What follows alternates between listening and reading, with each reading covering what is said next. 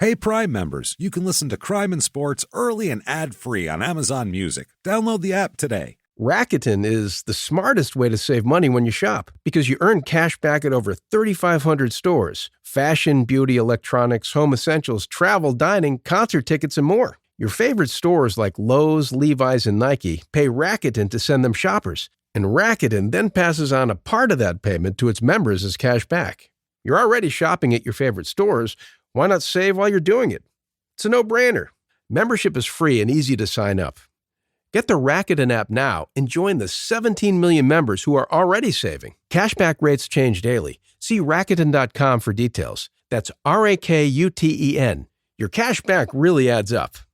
In the depths of an Atlanta forest, a clash between activists and authorities ends in tragedy. I'm Matthew Scher, and on my new podcast, We Came to the Forest, we expose the hidden truths behind a shootout that left one activist dead and countless lives forever changed. Binge all episodes of We Came to the Forest ad-free on Wondery Plus.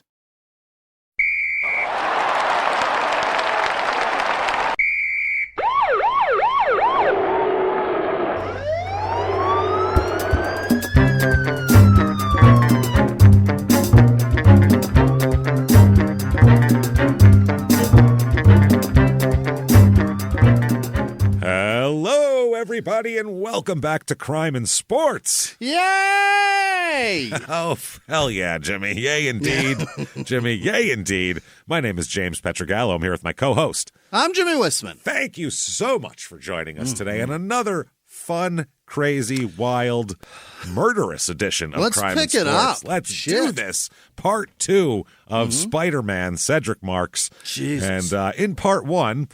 he was generally a complete asshole. In case you missed part 1, he was a very mediocre fighter. Most of his wins came against either the same guy who he beat like 5 times or other men who've never fought before and never fought again after he beat them. So possibly, and if they had any sort of career at all, they beat him. They beat his ass, and we did all of that. So he was punching everybody. You can imagine. He'll hit anybody, people, women. It doesn't matter. He was being his girlfriend has disappeared, and they're like years ago. They're interested in talking to him about that. Baby's mother.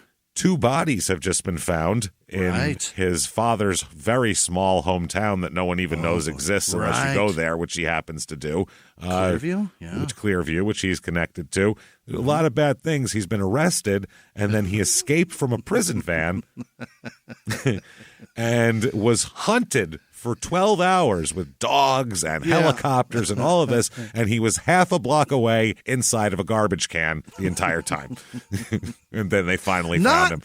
Not a big, a 55-gallon drum of a trash can. A trash can, like you'd see outside of something that you throw garbage in. And it was like the dogs were on the way back in. They were like coming back in from the field, and they were like, hey, hold on a minute. What's this? Oh, shit, here he is. There he is. Right next to the police station, obviously. He's been here a minute. He was just like the garbage in front of the jail. That's where he was, just hidden there, and it worked.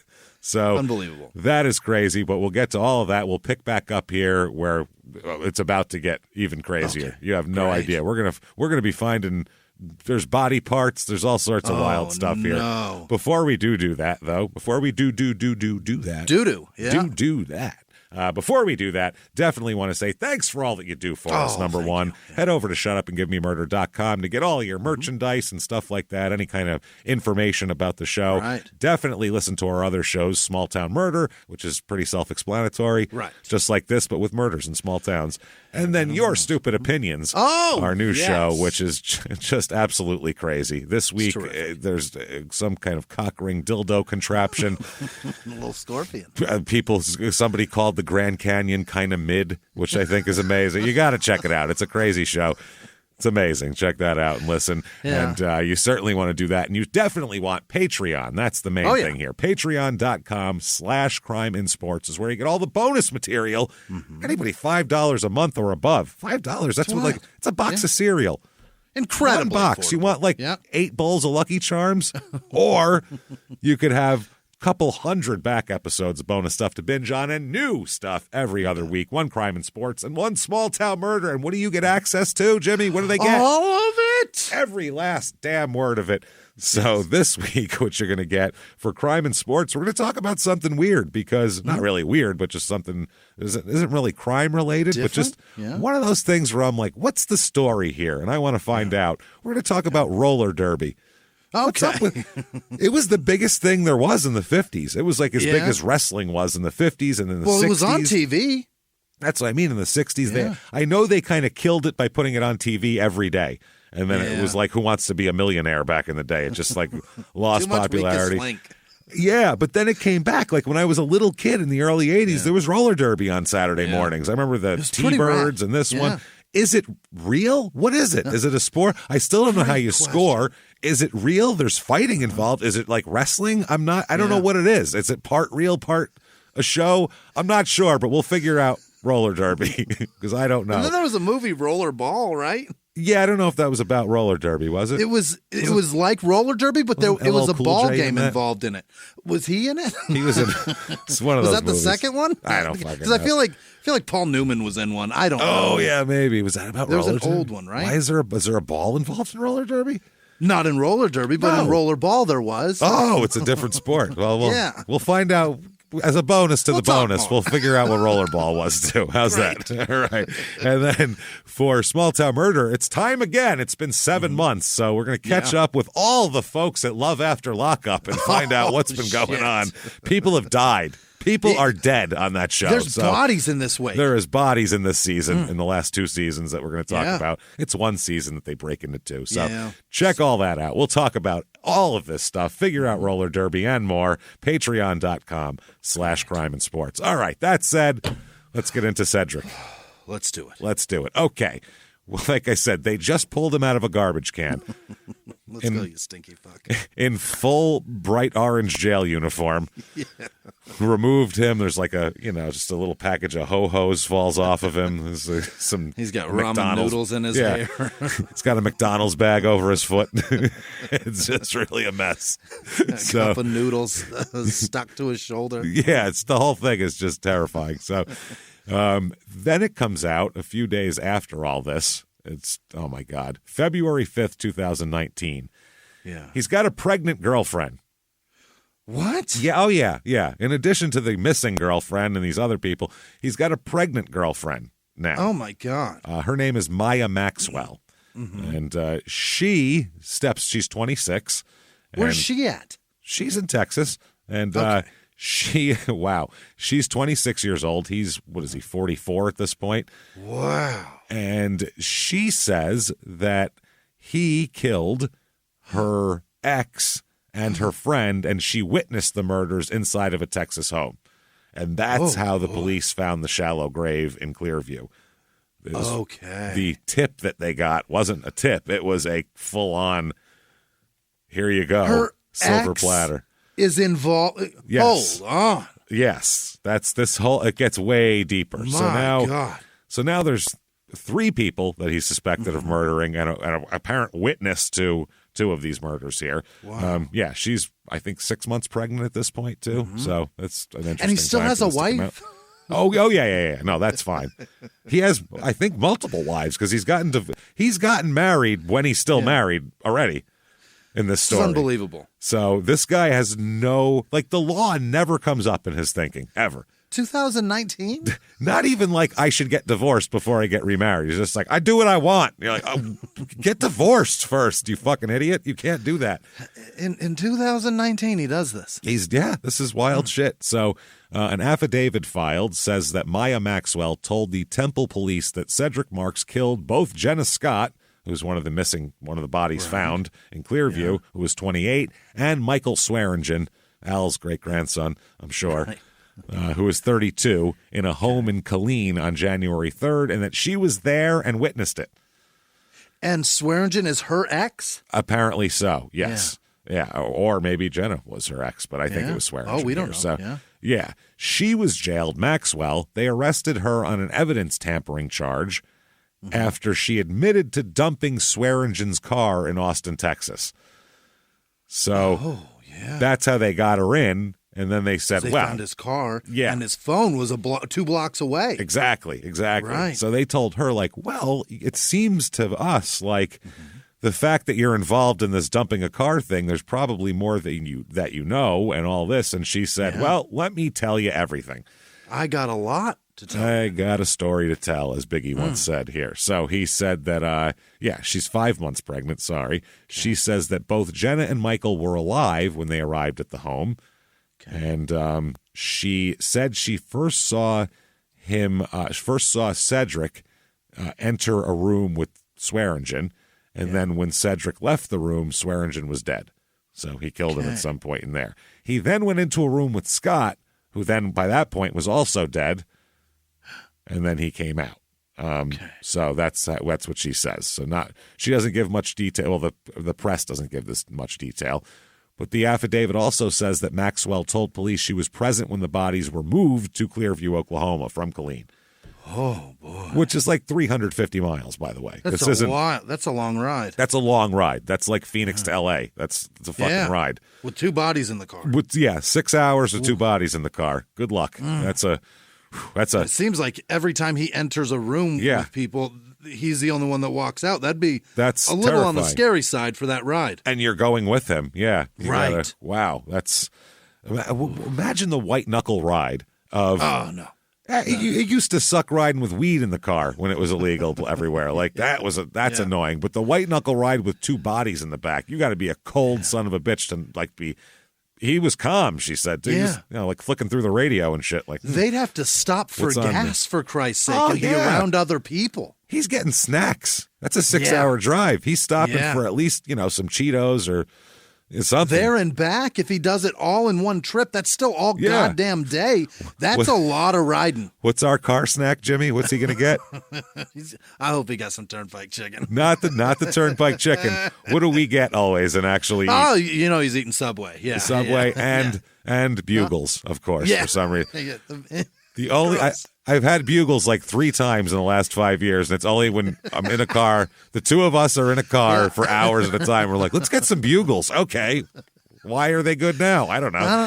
They look the easiest to digest on the rack at a gas station. And you could just stick your finger in and come out with a bugle on it, and just like you don't have to grab them. It seems like a more sanitary way to reach in the bag, right? I don't know. They feel like they won't hurt me. Yeah. They don't feel scary at all. No, bugle thimbles. Yeah. Meanwhile, they're pointy. They can be scary. Yeah. They can fuck your mouth up for sure. Oh yeah. After when you eat, 2 bags of them in 6 hours. That salty treat. Yeah. Oh boy. And we're not talking about to be raw. We're not talking travel. We're talking whole bags, Big like one. you'd get for your house. We just fucking like I'm having a Super Bowl party. Different flavors. Let's get some of that ranch fucking flavor. That's good. And let's get the regular too. That's how we drive. So Janelle McDonough, who is Marks' wife at the time and the mother of his 2 children, is also in jail in Michigan, as we know, on the obstruction of justice. So he's gotten both of his women, his wife and his pregnant girlfriend, to participate in this with him. This is a scary man. Like states apart. States apart. Yeah, he's not even. He can control people from another state. Yeah. So she's accused of obviously letting those 2 stay in her home from January 5th to January 9th. She allowed Maxwell and Marks to stay in her home. We went over that last time, but just in case, catch people up. Don't forget. Part 2 of a show, they'd be like, here's a recap. This information. This information matters. So, this, oh my God, I can't believe that. And he was obviously found in a trash can. Now, he met Jenna Scott, Cedric did, on Tinder in 2015. Right. That's wonderful. Like we said, she had applied for a protective order against him after he broke into her home and threatened her and her 9-year-old daughter, which is And they terrific. declined it. Yeah. That's the judge wouldn't give it to her. If we remember, we went over his statement, the judge's statement. In his burglary arrest, though, it was claimed he was angry at him for ending their relationship. And she claimed that he choked her all the time and threatened her life. Jesus Christ. His mom Swearingen, who is now in a long-term relationship with a woman named Rachel Foster, was friends with Jenna. And I guess the ex of his pregnant girlfriend, which seems like a really big coincidence, but Swearingen's mom said, "I've been falling apart. I've been exhausted because I can't sleep. We used to watch these cases on Dateline in 2020, and they don't show the personal side of it, and it's horrific. It's a nightmare." Yeah. That is the thing about those. Your son's missing. That's horrible. Yeah. Right. She said Michael and Jenna are not coming back, and that nightmare is still there, and they don't show that on those TV shows. They do, though. They show family members crying all the time on TV shows. That's usually the base of the show is like... Yeah, and generally, if they say this person's dead, they're not coming home. They're not coming... Yeah. So we're not trying to make fun of her. No, I'm just saying it's pretty obvious. Yeah. So Jenna Scott's father said it's still tough to process. We're still grieving, and we're fortunate that Jenna and Michael were found, and that this is going to move forward as a murder case, as it should, and we will seek justice at some point in the future for Jenna and Michael. We will... Wow. So... Those are separate thoughts. The murder case is going forward, but then we're going to seek justice. Like, I'm going to find him myself is what it sounds like. Oh, they're going to sentence him to some things, and then after they do that, then we'll figure out how to get justice. I'm going to pay a scumbag to shank him. I'm going to put fucking $100 in somebody's commissary, and they'll cut his throat in the shower. We also bought flour sacks and horses. We're coming to get him. Yeah, Jesus Christ, man. So, they also bring up here at this point that don't forget April Peace as well. She is the one who's been missing in Minnesota since 2009. Yeah, right. So his other girlfriend, last time she was seen was in Bloomington, Minnesota on March 17th, 2009, and hasn't been heard from or found since. And her kid's missing too? No, just her. No. Yeah, just her. So they said April Peace was reported missing in September 2009. The case has been open since that time. We're aware of the developments in Texas regarding another missing persons case and have been in contact with local law enforcement. Yeah, and that was in the midst of their custody battle. Right. He was having the custody battle. She failed to show up for court, and he told the court, well, she must have relapsed, and then they gave him custody of the kid. Because she never showed up. He was never arrested. He was questioned, but that's how that goes. Now, February 9th, 2019. He's got a lot against him right now. He's got the girlfriend saying he did it and everything. He does a video call from a Texas jail where he does an interview with a TV station, KPRC2. And there's clips of this on YouTube, and he is unhinged, man. Really? He is going to be unhinged from here on out. Just, I'm talking, he's been unhinged for, more than an episode now. But, I mean, this is just, wait till you hear him in court. This guy is off the fucking charts insane. Wow. He says he didn't kill Jenna Scott or Michael Swearingen. You got to be kidding me. He said, I can only imagine what's going on with their family, and I'm so sorry for their losses, but I did not. There he is, not using contractions. Yeah. I did not and had nothing to do with this. Yeah, but Maya said you did. Yeah. Does he know that? That's the thing. Does he know your girlfriend said I saw him? I was in the house with him. Do you know your girlfriend said we took a really long ride Remember together that? with him? And listen to the breakdown, too. Mm-hmm. I'm sorry for their losses, but I did not and had nothing to do with this. That's not I did not what? What did you not do? Right. They usually say, like, I had nothing to do with their death. That's minimizing. Right. That's saying I didn't kill him, because kill is a rough word. He wouldn't even, he didn't even acknowledge they're dead. They were dead. The first one, I did not, left off, and then had nothing to do with this. With what? 2 bodies is just this. That's a big this. That's a lot of this right there. Really broad stroking it here, sir. Too much this, Cedric. That's a woof. Man. So, he says he didn't do it. He said he was not. And by the way, when he escaped from the prison van and then hid in the garbage can, he said that he, quote, was not trying to escape. He was just hungry? Loves garbage. He just loves. When he was a kid, he felt more comfortable if when he was scared or something, he'd crawl into a garbage can and it felt safe to him. I was not trying to escape. I was trying to help Lenny Dykstra find his grill. That's it. I was afraid that maybe Lenny Dykstra's dentures were in there. That's what it was. I called that clown wrestler guy, but he didn't show up. What the fuck was his name? I don't even remember. It doesn't matter. Sprinkles? Sprinkles, I think, yeah. Yes.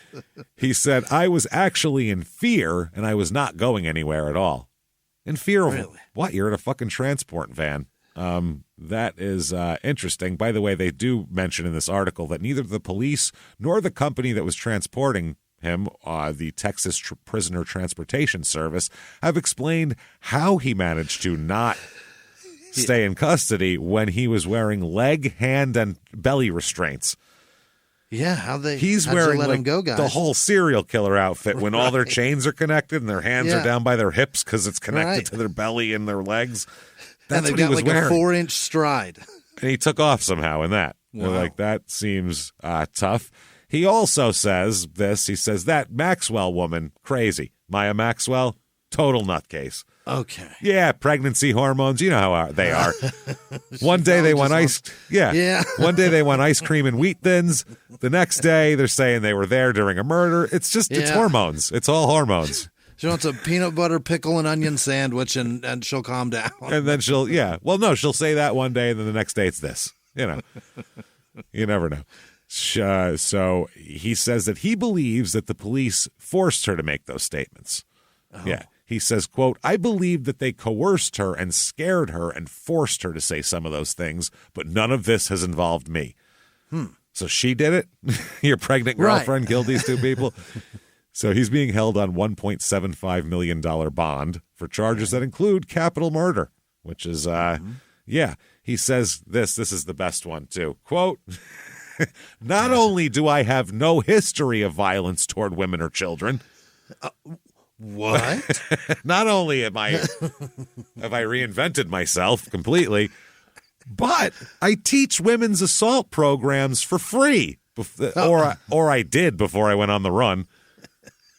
So I'm trying to help women, as a matter of fact. I'm teaching them how to fend guys like you think I am off. This is crazy. You guys are fucking nuts. Teaching them how to sniff us out. That's what I'm saying. So this is fucking crazy. Now, we don't know what dates these had, but now it comes out with all of these other things he's been arrested for over the years that didn't come out in the paper when he got arrested. So it didn't come out in the news at all. These are charges and convictions in other states. Some were dismissed. Who knows? We have phone harassment in Seattle, which we knew about, criminal assault in Tacoma, a fugitive warrant in Michigan, which we knew about, assault and battery with a dangerous weapon in Tulsa, robbery with a firearm in Tulsa County, Oklahoma, robbery attempt with a dangerous weapon in Tulsa County, robbery with a firearm in Tulsa County, attempted escape, and then the phone harassment he was convicted of, and the violent robbery he was convicted of and sentenced to 15 years at the time. By the way, we found out that in the first episode, we said he was from Tulsa, California. We were like, that's really weird. That doesn't exist. Okay, it is. There are Oklahoma. Multiple sources that say he's from Tulsa, California. It's not one source. Is that right? 3 different sites said Tulsa, California, and they were reputable ones. So we were like, yeah, that makes sense. And then you look into it, if you look at 14 sites, you see Oklahoma on there, and you can, and then you can just deduce, because then we looked up, is there a Tulsa, California? And there isn't. So we had a week's worth of tweeting for nothing. For nothing. Yep. All of that for nothing. Yep. So, yeah, people, that's funny. This is going to come out, and it's going to be out there, but they'll still be tweeting. Yes. That's the problem. We're like, no, just listen. There's more. We promise. We know we're dumb. I swear it. Yeah. So February 11th, 2011, he says, okay, the judge who said he was not comfortable with dismissing the protection order there, he said he wasn't comfortable with dismissing the protective order that the woman had against him that he's now been accused of killing. But he said that he thought he acted in self-defense. That's why. That's what it was. Oh, so they're both aggressive, and she was more aggressive, and he's not giving a restraining order to somebody that's more aggressive than the other person. That's what the judge is saying? Well, yeah, because he had said in court, Cedric said, she knew just how to do enough to keep me going, and a lot of times she beat me and she punched me. Okay. So they said, it must have been self-defense. Yeah.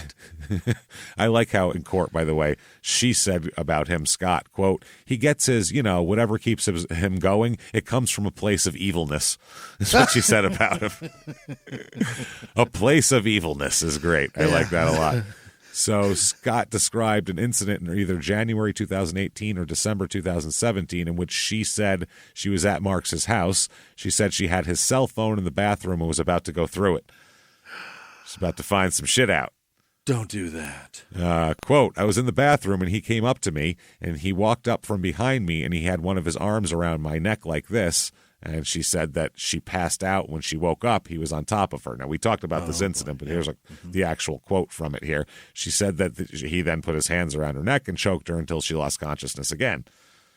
And then in 2018, he put one hand around her neck and covered her mouth and nose with the other hand till she passed out. She said that his 2 children were in the house at the time. And Jesus. Yeah, that's wild.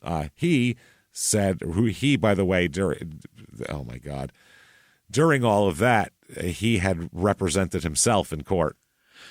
Yeah. Which didn't work. No. And he said, well, why didn't you ever report any of the attacks to the police? And she said, I couldn't tell my parents and have them worrying about me and having to fear for my life and having my friends fear for my life, and I was too far down my career path to be making this known. That's what she said. Like a lot of people. She was just a very inconvenient thing, and she was trying to, I don't know, mitigate it in some kind of way here. Jesus. She also said that there was a time when he had a desire to hurt and kill animals as well. She described an incident in which she said that Cedric hurt his baby cousin as well here. Okay. She said it was in a car seat. He just takes the buckle of the seat and hit the baby with it. What the fuck, man? He hit the baby with the fucking with a buckle? Yes, with the buckle. That's what she said here. So now during that trial as well, they called Swearingen to the stand. Yeah. And he never got to testify because there was some technical issue about it here in the beginning. But then he finally gets up there, and Marks asked the judge if his kids could sit in the courtroom. And the judge said, I am not comfortable. I don't want children in the proceeding. Oh, that's right. He said that. The other lawyer said that. The prosecutor said, I don't want children in the courtroom right now. I wanted to hear this shit. Yeah, they said, but it was an open courtroom and they were Marks' children. So if he wanted them there, he could, as the parent, say it was okay for them. So then they said the witness sequestration rule. And that's why Swearingen never got to testify. Okay. So here is the original affidavit from Jenna Scott. Okay. I started dating Cedric Marks in August 2015. We met through an online app called, and this must be a typo in the affidavit, probably an autocorrect, Tinder. Met him on Tinder, which is like Tinder, but for people you want to murder, I guess. Yeah. Or for potential murder victims. It's just straight up sex. That's it. That's all it is. Tender. Right in your tender. Just meat. Just all meat. Meat in every direction. Tender meat.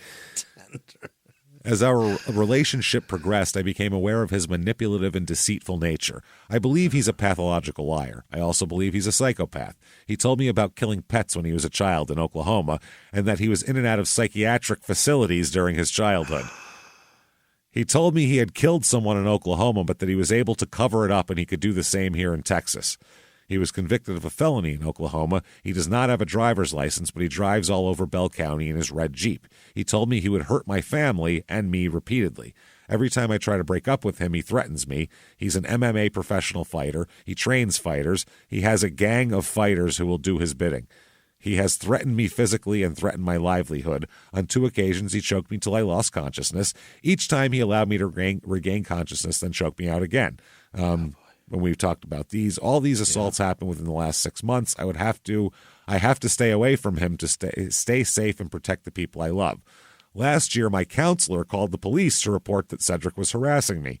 I will bring those records with me to the hearing. I'm terrified of this man that I know so much about him. Now that I know so much about him, I worry about his children and do not want to keep him away from my child. She said that he contacted the dean of the college where I'm at graduate school and tried to get me expelled because of a video he has of me. Oh, no. I do not know what all the videos show that he has. I got a feeling. I have a feeling, too. I want them back and destroyed so he cannot hold them over my head any longer. He played at least one of them for the dean. He threatens me every time I try to break up with him. He knows how to push all my buttons. I know he can kill me, and I do not want him to be able to pick me up and throw me down just because he can. In spring of this year, he picked me up out of his Jeep and threw me to the ground in front of Title Boxing. I'm terrified of this man. I've just gotten away from him after 3 years. I need to be protected from this man. And that's the affidavit that the judge refused to give a protective order on. How? All right. I won't question a judge because he clearly is much more. He has much more than us. Education on this, and he's probably heard many more stories than I. I mean, what could it hurt? I'd go, you know what? Go ahead. You got this. Perhaps we should have more than one judge look at things like that. If one feels that maybe pass it to another and be like, I don't think, but maybe you. Am I too immersed in this? Have I heard too much? And maybe my shock value. I'm hard to shock now. Is the thing I think. I think that's what it is. It's me. You know what? It's me. He picked me up out of a Jeep and threw me to the ground. Yeah, in public. In public, in front of the place he worked. By the way, in front of his job. He was hip-hop's biggest mogul, the man who redefined fame, fortune, and the music industry. The first male rapper to be honored on the Hollywood Walk of Fame, Sean Diddy Combs. Diddy built an empire and lived a life most people only dream about. Everybody know ain't no party like a Diddy party, so. Yeah, that's what's up. But just as quickly as his empire rose, it came crashing down. Today I'm announcing the unsealing of a 3-count indictment, charging Sean Combs with racketeering conspiracy, sex trafficking, interstate transportation for prostitution. I was up. I hit rock bottom, but I made no excuses. I'm disgusted. I'm so sorry. Until you're wearing an orange jumpsuit, it's not real. Now it's real.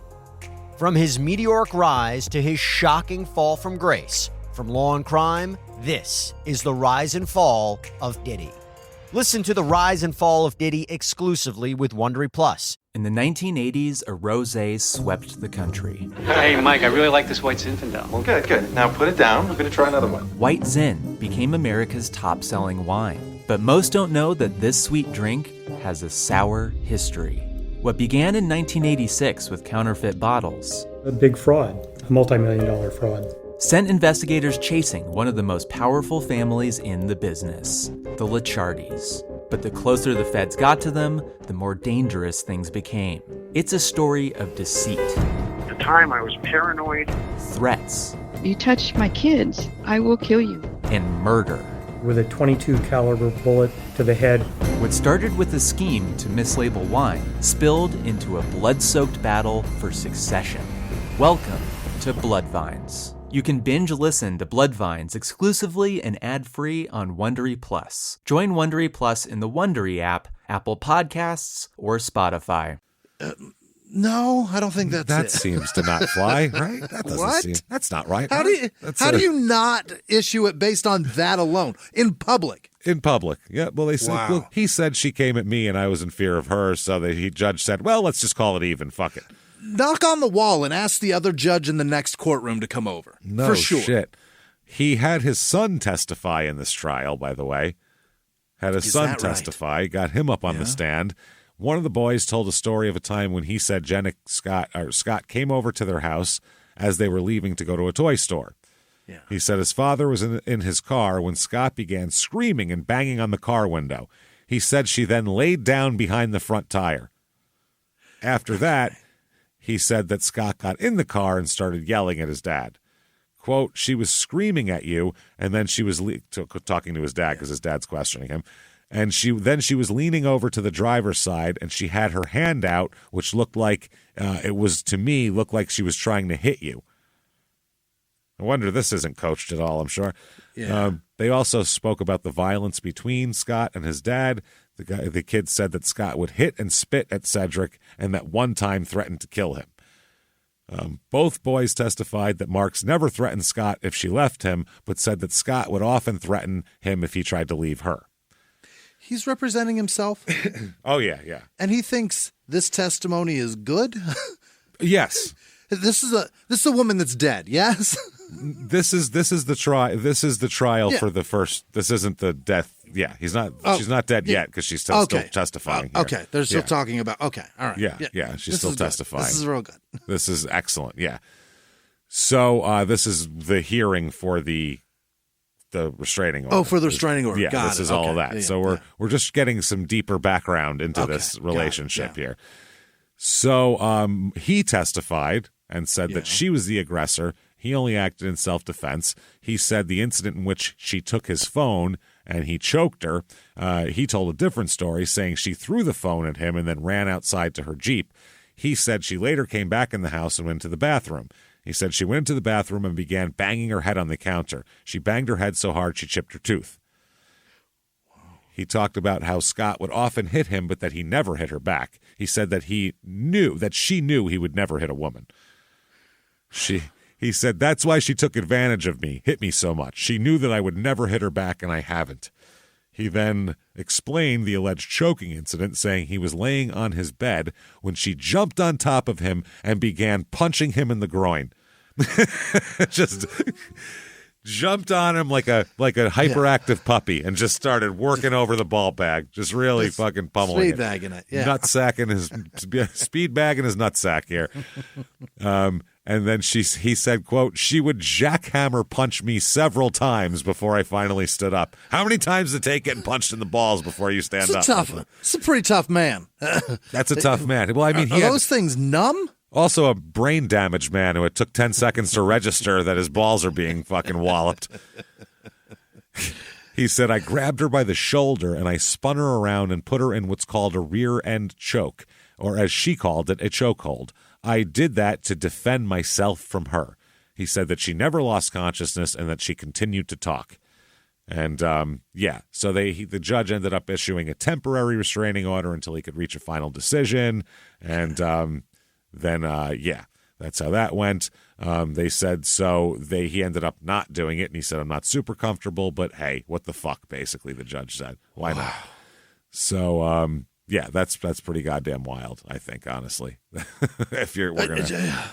How does that judge not issue two and tell them both to stay the fuck away from each other? Yeah, if that's the case, then you know what? Yeah. Good. Then you get one too. Yeah, everybody stay away from everybody. Yeah, everybody gets one. But he does get she gets a temporary restraining order at first, but then he doesn't want to give the whole deal, I guess, is how it works here.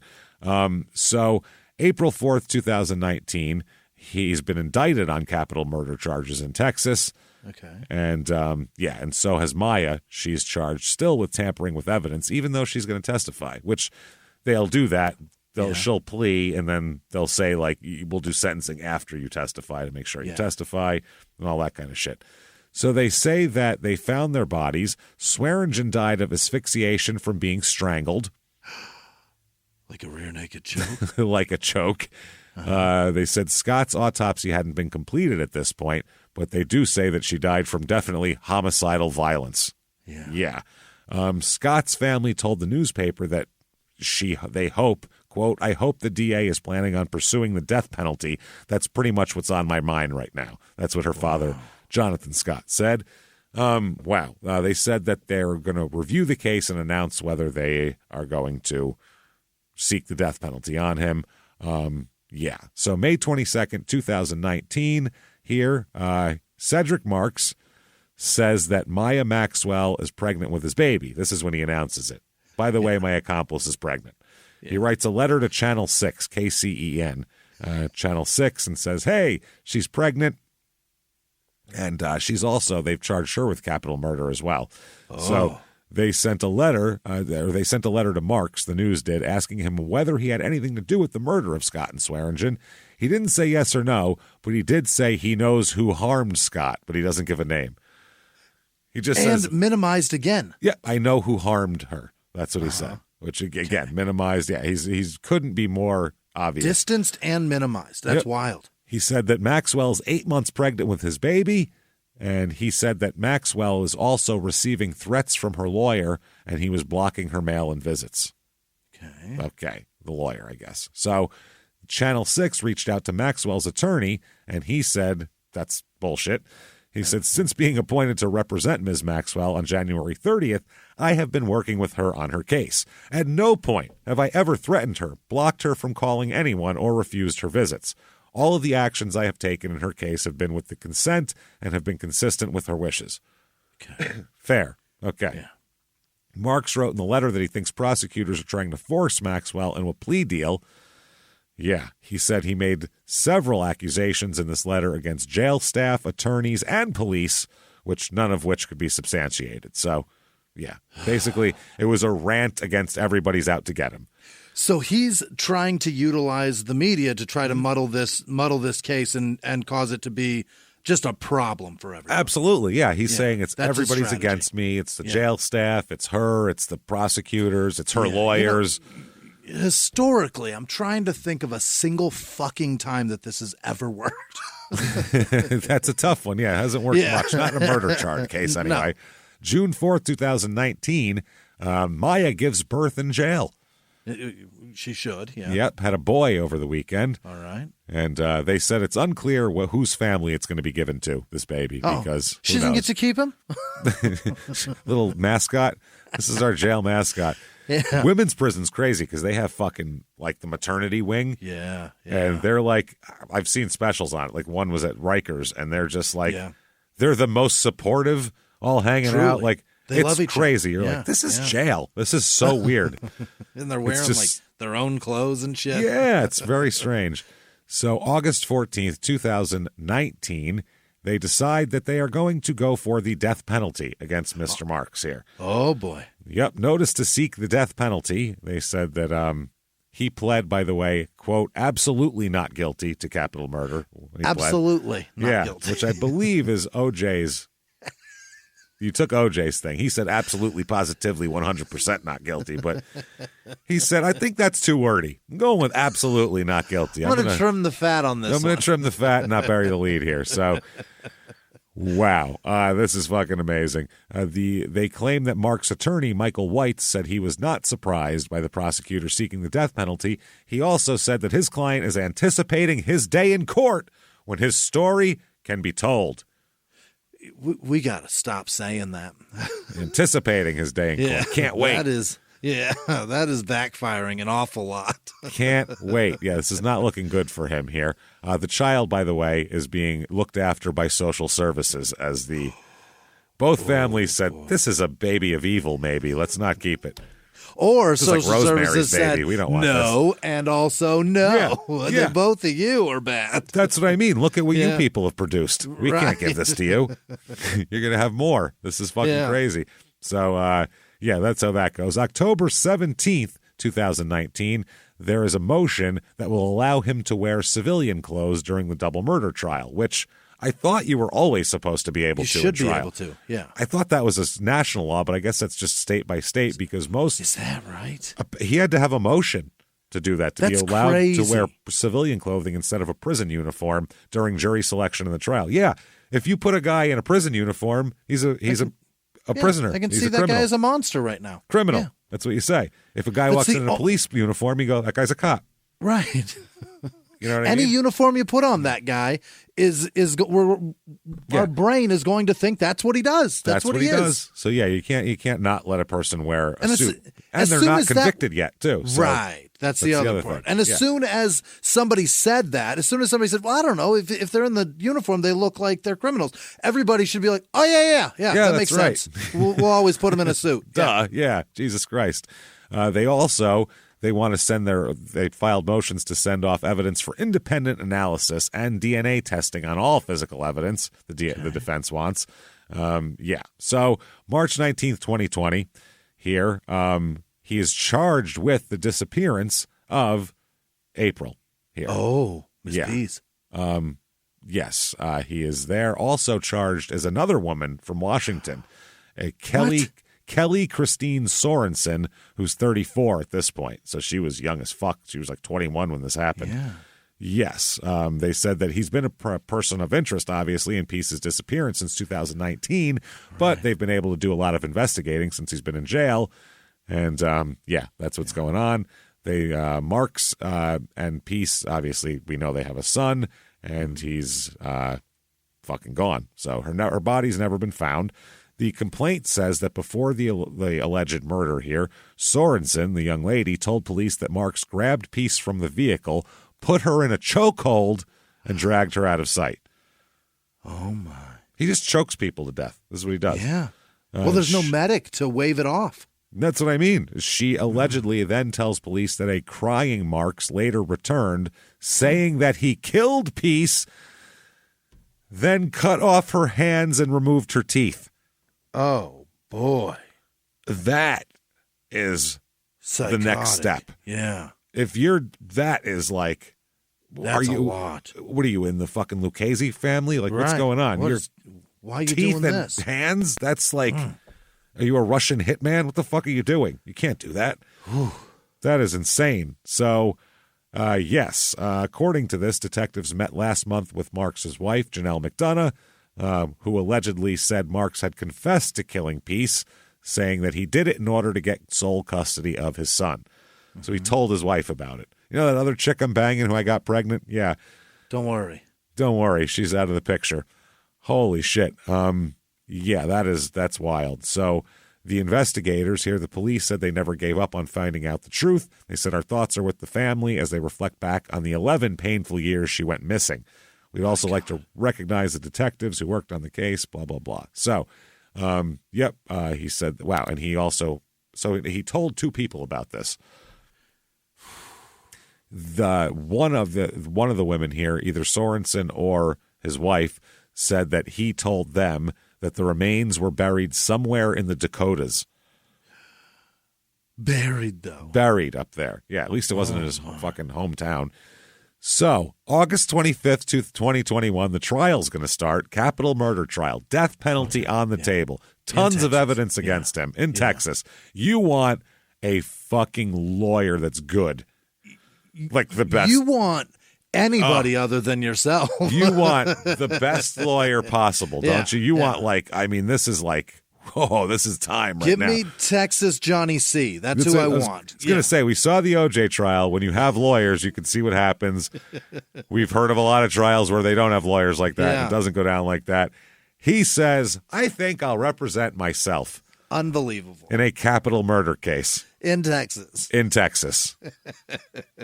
Okay. Wow. Yep. He signed the motion to discharge his counsel.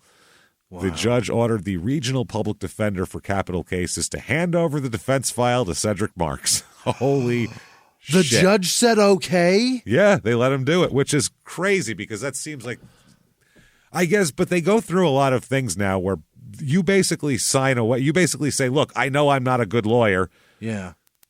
I know I'd be better represented by somebody else, but I'm insisting on this. So if this fucks up, I can't say the judge let me do this and he shouldn't have. That's kind of how it goes now. You've got to at least sign away one appeal. Yeah. This is crazy. So the date is set for it. It's going to begin in April 2023. April 17th, 2023 is when it was going to start.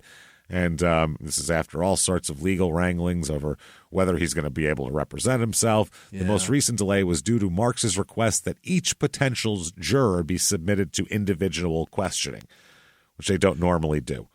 Everybody. Okay. They normally, who here has family in law enforcement? They dismiss that group of people. He wants to talk to every single person because it takes longer. He wants it. He wants to. And he's in jail. What the fuck else does he have to do? That's the thing. Yeah. That's just problem. Another person he gets to talk to today. Yeah.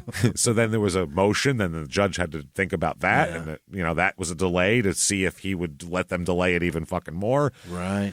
Jesus Christ. So, yeah, he's accused of choking. At least, well, the two that he's being charged with here are the two chokeouts for Scott and Swearingen, which is insane that he choked these two people to death after he choked another lady to death. And drove them all the way across the panhandle of Texas. That's what's fucking crazy. So, trial comes going here, and it's this is a tense trial. I can imagine. Two younger people are dead, and their families are very pissed off, rightfully so, and he's representing himself. Which it's one thing if the defendant sits there quietly through the whole trial.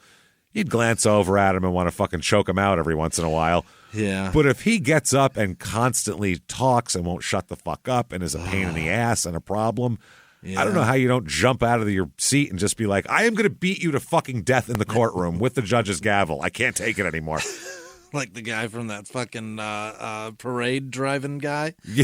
Yeah. Oh, fuck. He would not shut up. And Exactly. That's what I mean. That asshole. How do you deal with that? That's it. Ted Bundy did the same thing. People who do this represent themselves. It's clearly not in their best interest. No. This is because they're a narcissist and they have a giant ego and they like to hear themselves talk. Or they're trying to cause so much disruption, they're trying to get a mistrial. But that doesn't happen. What happens is you go to jail forever. Yep. And at the same time, they also, at the center of it somewhere, is the desire to be able to hold court, literally hold court and fucking do it. Yeah. You get to question the people who are against you personally and, try to intimidate them or whatever the fuck you do. Meanwhile, you're fucking with a pissed off state of Texas that you just drove 2 bodies, allegedly, through their state and sidestepped the Texas Rangers all the way through the Panhandle, where they are the most ruthless. Those sons of bitches, you can't do 2 miles over the speed limit without getting a ticket. And he got 2 bodies through that fucking unbelievable. 2 bodies. So, he said that the prosecutor said there will be a lot of evidence. They have a Walmart surveillance footage of Cedric buying clothes and a shovel before the 2 bodies were taken to Oklahoma. Perfect. That's not great. I'm gonna be dirty and I need to dig a hole. I need to dig a hole and then a change of clothes. Oh man.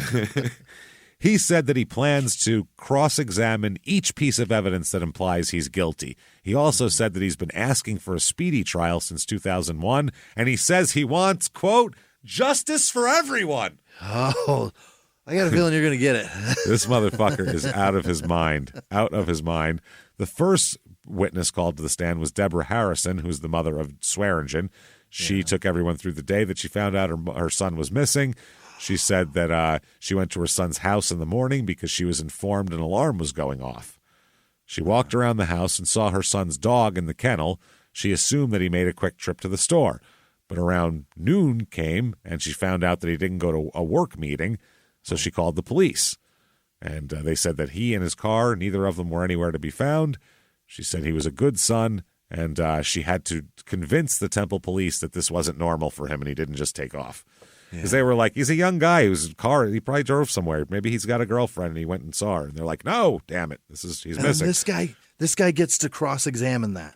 Yes. He gets to cross-examine the mother of a victim. Oh, dear Christ. Think about that, how that is. But think about how dumb and egotistical you have to do that. Because do you think the jury likes that? God, no. They see you as a monster. If you can't be aggressive with her. No.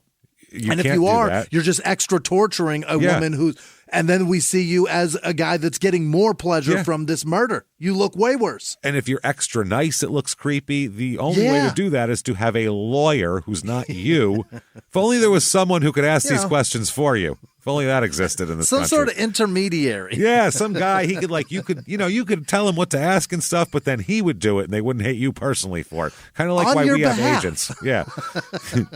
So you don't hate us personally for being dicks and wanting more money from you. Not you people personally, but venues and such. Yeah. So, Jesus. She mentioned that her son had told her how Mark said he was going to kill him while he was leaving a 2018 protective order hearing against Marks. In the court, he told him he was going to kill him after he put on his big show. Swearingen had bought a gun and security cameras after the threat because he was afraid. She said she thought at the time Marks said that he was that because he was angry that she didn't think it would actually happen. That's how it went. So, April 18th here, Jenna Scott's mother, she testifies. Yeah. She said that she was scared. Her daughter was scared of Marks, and she explained how the two dated for nearly 3 years. She said that Marks was kind at the beginning, then he became physically and emotionally abusive, and that Jenna tried to file a protective order against him in 2018, but the judge denied it. So, it's crazy that he's cross-examining.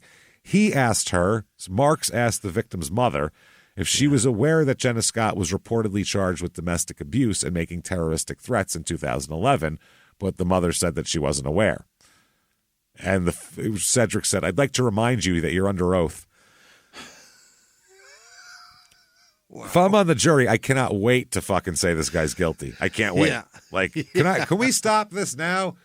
Because there's a lot of evidence. I'd like to remind you. Just the way he's acting now makes me think he's even guiltier than any amount of evidence. That shovel and all that stuff, you can show me all that you want. I want to fucking strap this guy into a chair of some kind myself. Maybe not electric, but Something. He just told a woman that's missing her child, I'd like to remind you under oath. You're under oath, so please talk shit about your child in court. Yeah. In cross-examination, Marks also brought up that he taught self-defense classes and is an advocate against domestic violence. Well, that must mean he's innocent then, obviously. He says that Jenna Scott took those classes, so she should know how to defend herself. So how would he beat her? I showed her all my best moves. Wow. So she got off the stand and started, sobbing and crying afterwards. It was a horrible experience, I'm sure. But she gutted it out through it and didn't cry on the stand. That's impressive. Swearengen's best friend, Corey Cross, was called as the next witness. It sounds like an 80s pop star.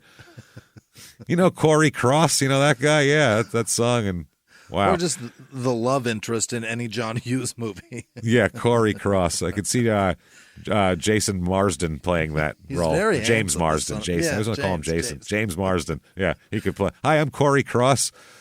You're damn right you are. Yeah. Cross is just one of those. He's one of the friends who helped access the security footage from Swearengen's home, as well as track down his phone location history. Wow. So there's footage they see in the courtroom watching Swearingen leave his house at 4:10 p.m., and that's the last time you see him alive. Okay. The next morning, the mother comes and he's not there, so he's been gone that whole time. Jenna Scott then runs into Swearengen's house at 4:38. Okay. Then there's another person who rings the doorbell around 7:15. So when PM. When Marks questioned Cross here about the person at the front door, he asked if the hand was a black man's hand or if the bone structure was similar to his. Okay. Was it a black person with a hand like mine? Yeah. And Cross said that you can't tell the skin color from the security footage because it's nighttime and the footage is gray. So everybody looks gray is what it is. It's just, everybody's a newspaper fucking comic character at this point. Yeah. Look at any fucking Ring doorbell or any gray. of them. At night? You're just gray. Yeah, unless you have amazing lights out there. So they said the two went back and forth and debated the matter for over an hour. Cedric an hour and this over guy, the hand? Before the judge finally said, okay, move along now. Wow. Which the judge should have cut that off after the first three times it went back and forth. 10 minutes. Yeah, so after the doorbell ring from an unknown person, the reports show that the motion detection was activated throughout the rest of the evening. However, the log shows the footage was accessed and deleted around 8:30 p.m. on January 3rd, 2019. Wow. Yeah. The next footage, video footage, is of Swearengen's girlfriend, Rachel Foster, ringing the doorbell around 10:39 p.m. that same night. At 10:46, she knocks again. So she rings the doorbell, waits a while, and then knocks again. Almost 4 hours later. Yeah. There isn't much activity throughout the rest of the night, but reports show text messages from both Jenna Scott and Michael around 3 a.m. to their friends. Okay. So they were somewhere. Now, flash forward here, 8 p.m. There's a text message exchange, or 8 a.m. the next morning. There's a text message exchange between Jenna and her mom.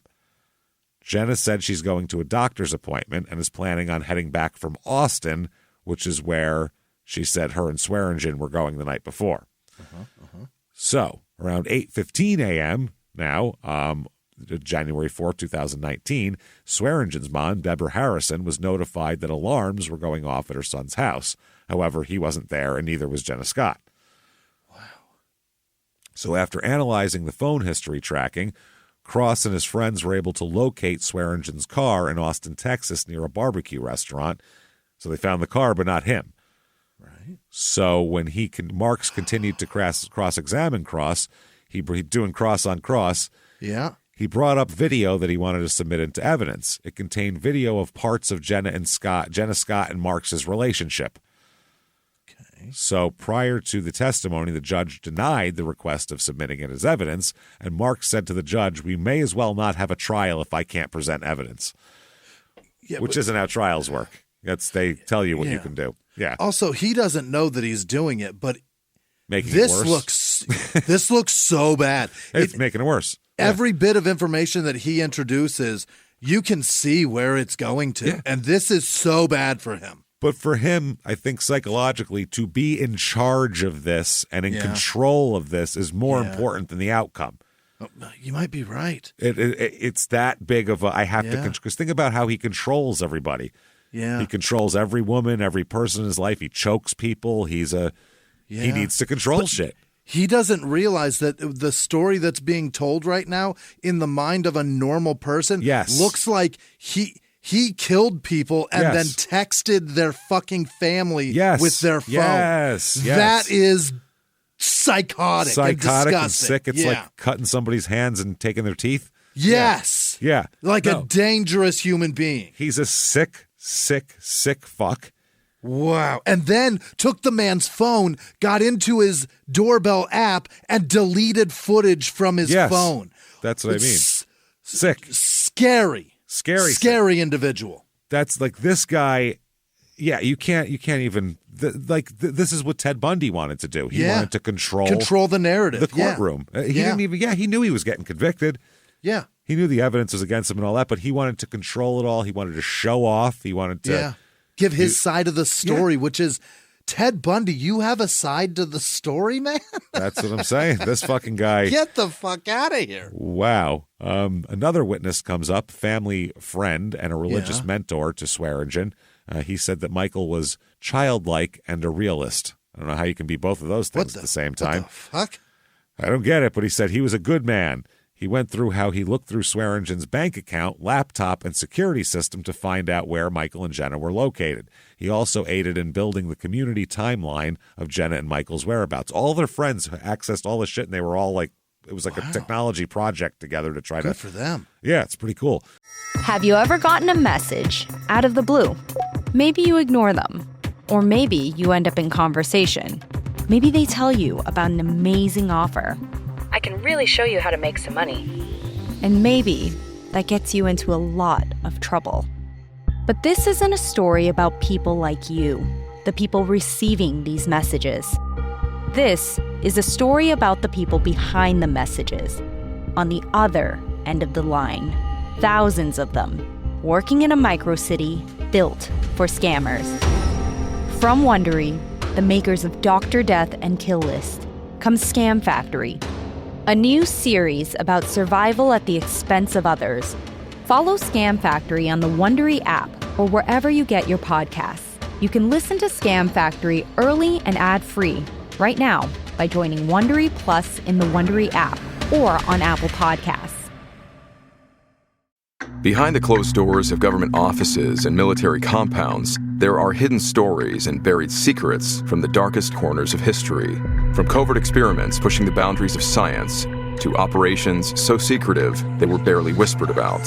Each week, on Redacted, Declassified Mysteries, we pull back the curtain on these hidden histories. 100% true and verifiable stories that expose the shadowy underbelly of power. Consider Operation Paperclip, where former Nazi scientists were brought to America after World War II, not as prisoners, but as assets to advance U.S. intelligence during the Cold War. These aren't just old conspiracy theories.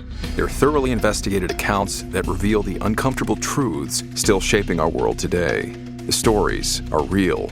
The secrets are shocking. Follow Redacted, Declassified Mysteries on the Wondery app or wherever you get your podcasts. You can listen to Redacted early and ad-free right now on Wondery Plus.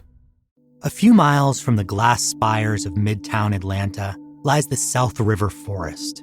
In 2021 and 2022, the woods became a home to activists from all over the country who gathered to stop the nearby construction of a massive new police training facility, nicknamed Cop City.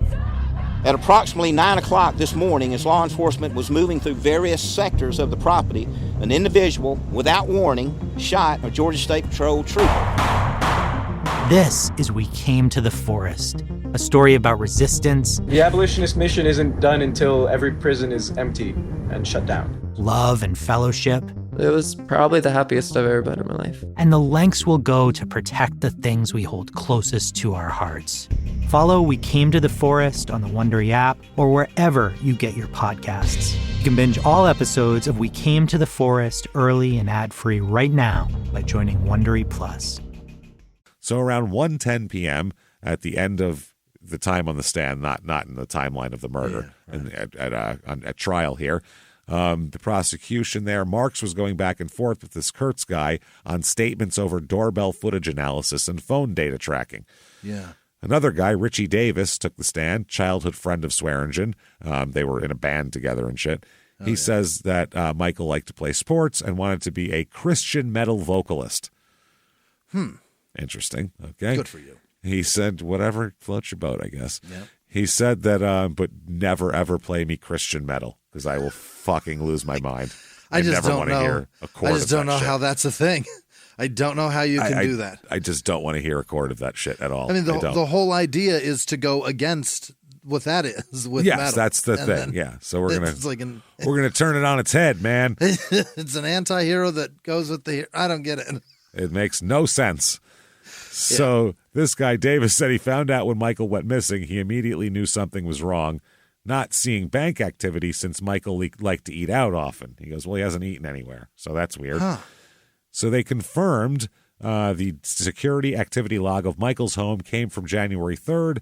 In tracking down the car to Austin, they said that Michael's car was left unlocked when found. They said that that wasn't a thing that Michael would usually do. Michael had no spare car key.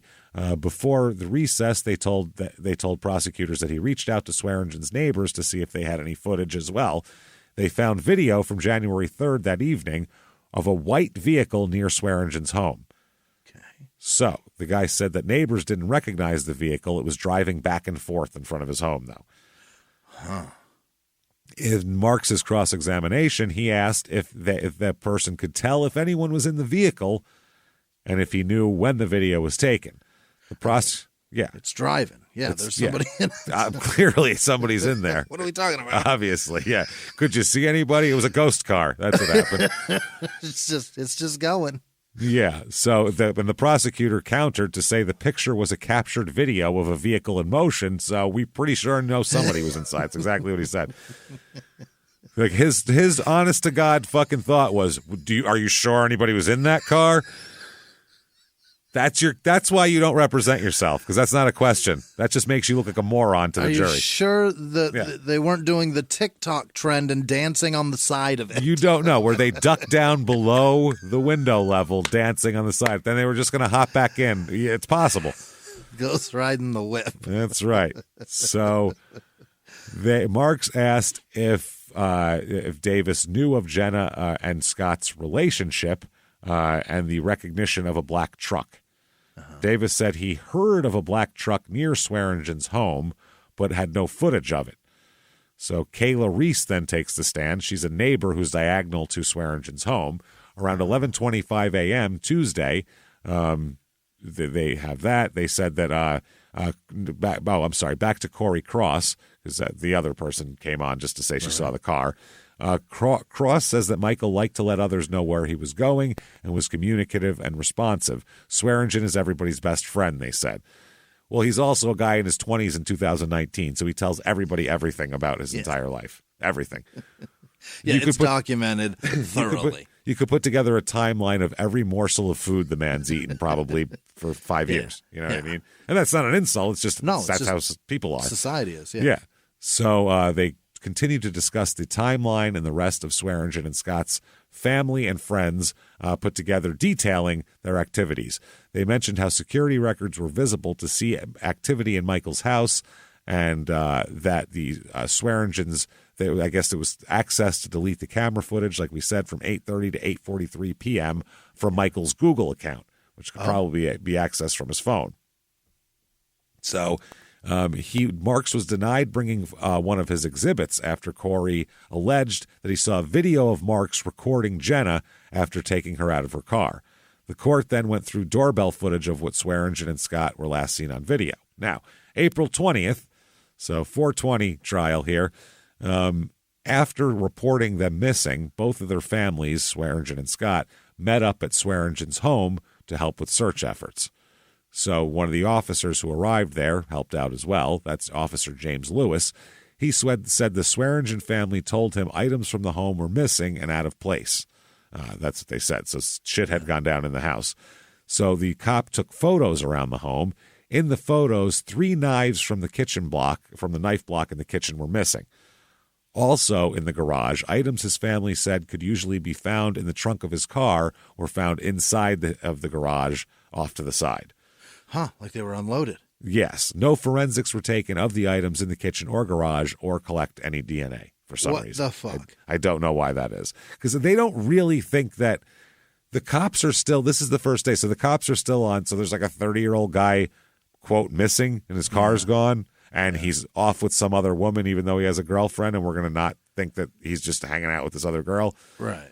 That's what the cops think here. So Swearingen's girlfriend, Rachel Foster, she took the stand here and examined the text messages she sent to the family and friends when she found out Swearingen was missing. In those messages, she mentioned the crazy ex Jenna was with him and how he was, Jenna's crazy ex was dangerous, meaning Cedric. He's dangerous. So Foster also said Marks texted about, quote, cutting Michael's head off in 2018, that he wanted to, not that he had. So she also mentioned how she'd always heard of what Marks had done to Scott, but never saw him do anything to her with her own eyes, never witnessed the abuse.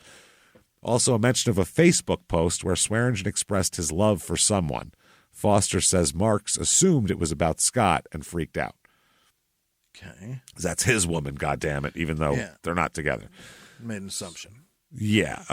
So owners of businesses outside of where Swearingen's car was found said that he and Scott, when they were missing, took the stand. Surveillance video of where the car is found was shown in court.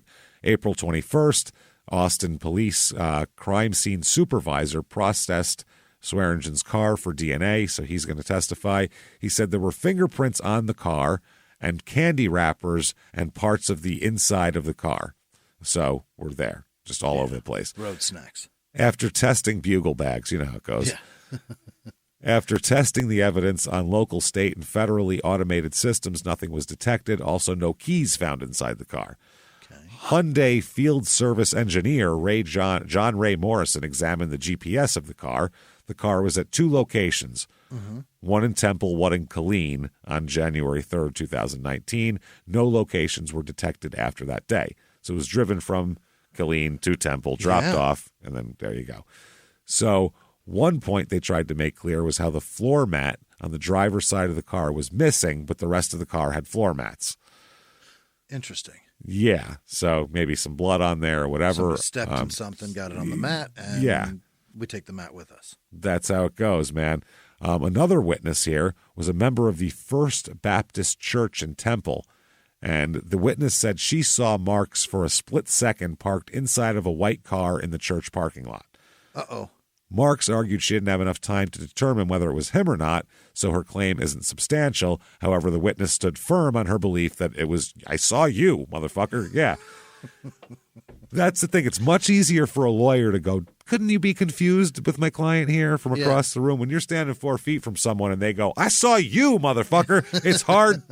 That to a juror, that means a lot. Seeing someone go, I saw you. Your eyes that's looking at me now, that's what I saw. You notice how I'm not wearing glasses? You can't say I need thicker ones. I saw you, motherfucker. You. That's so much harder than an attorney going, you sure? Well, we can't be sure. Anyway, move on. An attorney can say that. You can't do that if you're arguing with a person. So on April 24th of 2023, the crime scene technician, Kelsey Kemp. Is everybody a fucking alliterative name in this entire thing? Criss Cross and fucking Kelsey Kemp. And so they're going over photos that she took of Swearingen's home and Marks's girlfriend, her home as well. Marks's girlfriend now. He's got another girlfriend, by the way. Jesus Christ. In addition to his exes that he's stalking and his wife and his other wife. Are they his girlfriend or does he force them to be his girlfriend? Yeah, we don't know what the voluntariness of the whole affair is. I just assume it's involuntary. Yeah, but it's got to be involuntary, right? There's no consent upon a relationship here. It's just, you're my girlfriend. Okay. I think with Cedric, everybody says the same thing. First few weeks, real nice guy. Lures you in, everything's great. Then you have no choice after that. Then you're my girlfriend forever. You're locked in. Yeah, and you're locked in. Yeah. Wild. So, according to the crime scene person here, 2 blood swabs were found in Swearingen's home, one on the garage floor and one in the hallway. So that's interesting here. From the girlfriend's house, from Marks' girlfriend's house, 86 photos were presented to the jury. They found a white Toyota RAV4 with dirt on the tires and a damaged license plate frame. They also swabbed multiple drains throughout the house as well. So a former undersheriff in Hughes County, Oklahoma, Colin Brian Fowler, he gets up to explain how he found the bodies. And I guess the Oklahoma State Bureau of Investigation had asked him for help in the missing persons case. Right. So he narrowed the search down to 4 potential locations after investigators said to look for an abandoned home near a camper and a garage with a broken roof, because that's what the woman remembered, his pregnant girlfriend who went with him. Maya. Yep, he eventually found the location in a rural forested area. Imagine searching through rural Oklahoma looking for an abandoned home near a camper and a garage with a broken roof. Feels like there's probably a lot of those. A few of those, right? Gee, front porch poop bucket out there too? Is that there? Because I bet there's a couple. This is a real City Slickers treasure hunt. This is unbelievable. How the hell do you do that? Yeah, we're looking for the legends of Curly's bodies here. At the back of the site, he saw an area where the earth had been disturbed due to open patches of mud with multiple pieces of broken branches covering it. Yeah, that'll do it. What? In addition to the mud and branches, a pet carrier, a board, and a camper shell were on top of the site. So just any shit he could find, we put on top. Yeah. Which makes it just stand out. It's like we had a small town murder where someone killed someone and then put a fucking dishwasher on top of it. And we were like, that stands out like a dishwasher in the woods. That's the only way you could say. Is that a camper top and a pet carrier? Let's look over there. Let's see what's under it. Holy shit. The next witness to come up here was the Oklahoma State Bureau of Investigation Special Agent Kent. By the way, that's an impressive title so far. Yeah. Oklahoma State Bureau of Investigation Special Agent Kent, and then his last name comes up, Titsworth. And it's just funny. It's just funny. And then it's just ruined. The whole thing's ruined. I'm Special Agent Ken fucking Titsworth. Kent Titsworth here. This is partner Cox Drip. Yeah. My partner Cock Drip and my other partner Ass Itch. We're all here. So oh boy. He aided with the discoveries also. He said they were placed deliberately under debris. Aerial footage of a square head shovel on the south side of the road was shown to the courtroom. This is where the bodies were discovered. Law enforcement didn't recognize the shovel in 2019 because the shovel was placed behind lots of shrubs. But in cross-examination, Cedric asked about the shovel evidence, and Titsworth said just last week they visited the site to try to find it. However, they couldn't find the actual piece of evidence. They just had the picture of it, basically. It's almost like if somebody wandering around found a shovel that was only used once, might go ahead and steal that. Might take it, an abandoned house and all that kind of shit. They also said that the shovel in the picture resembled the one purchased by Marks at Walmart. The Walmart, by the way, which was just minutes away from this site in Henrietta, Oklahoma. So that's a man that doesn't know how to dig, James. You don't buy a fucking square shovel. Well, he was like, I'm going to need to put my foot on it. Yeah, that's not great at all. That's like for shoveling like coal, basically. Right. That's not for like digging in the ground. You need a point to penetrate the earth at that point. That's a soft pile that you're moving with a square shovel. You pile of ashes idiot. Or something you're moving. Yeah, that's not going to work. You better get yourself a spade, buddy. Yeah, you need, especially that Oklahoma ground's going to be pretty hard. Boy. So Angela Berg, a forensic anthropologist in Oklahoma, walked the jury through the pictures she took of the removal of the body from the sites here. Yeah. During the viewings of this, people had to leave the courtroom because it was, there was intense. That's some heavy. Disturbance.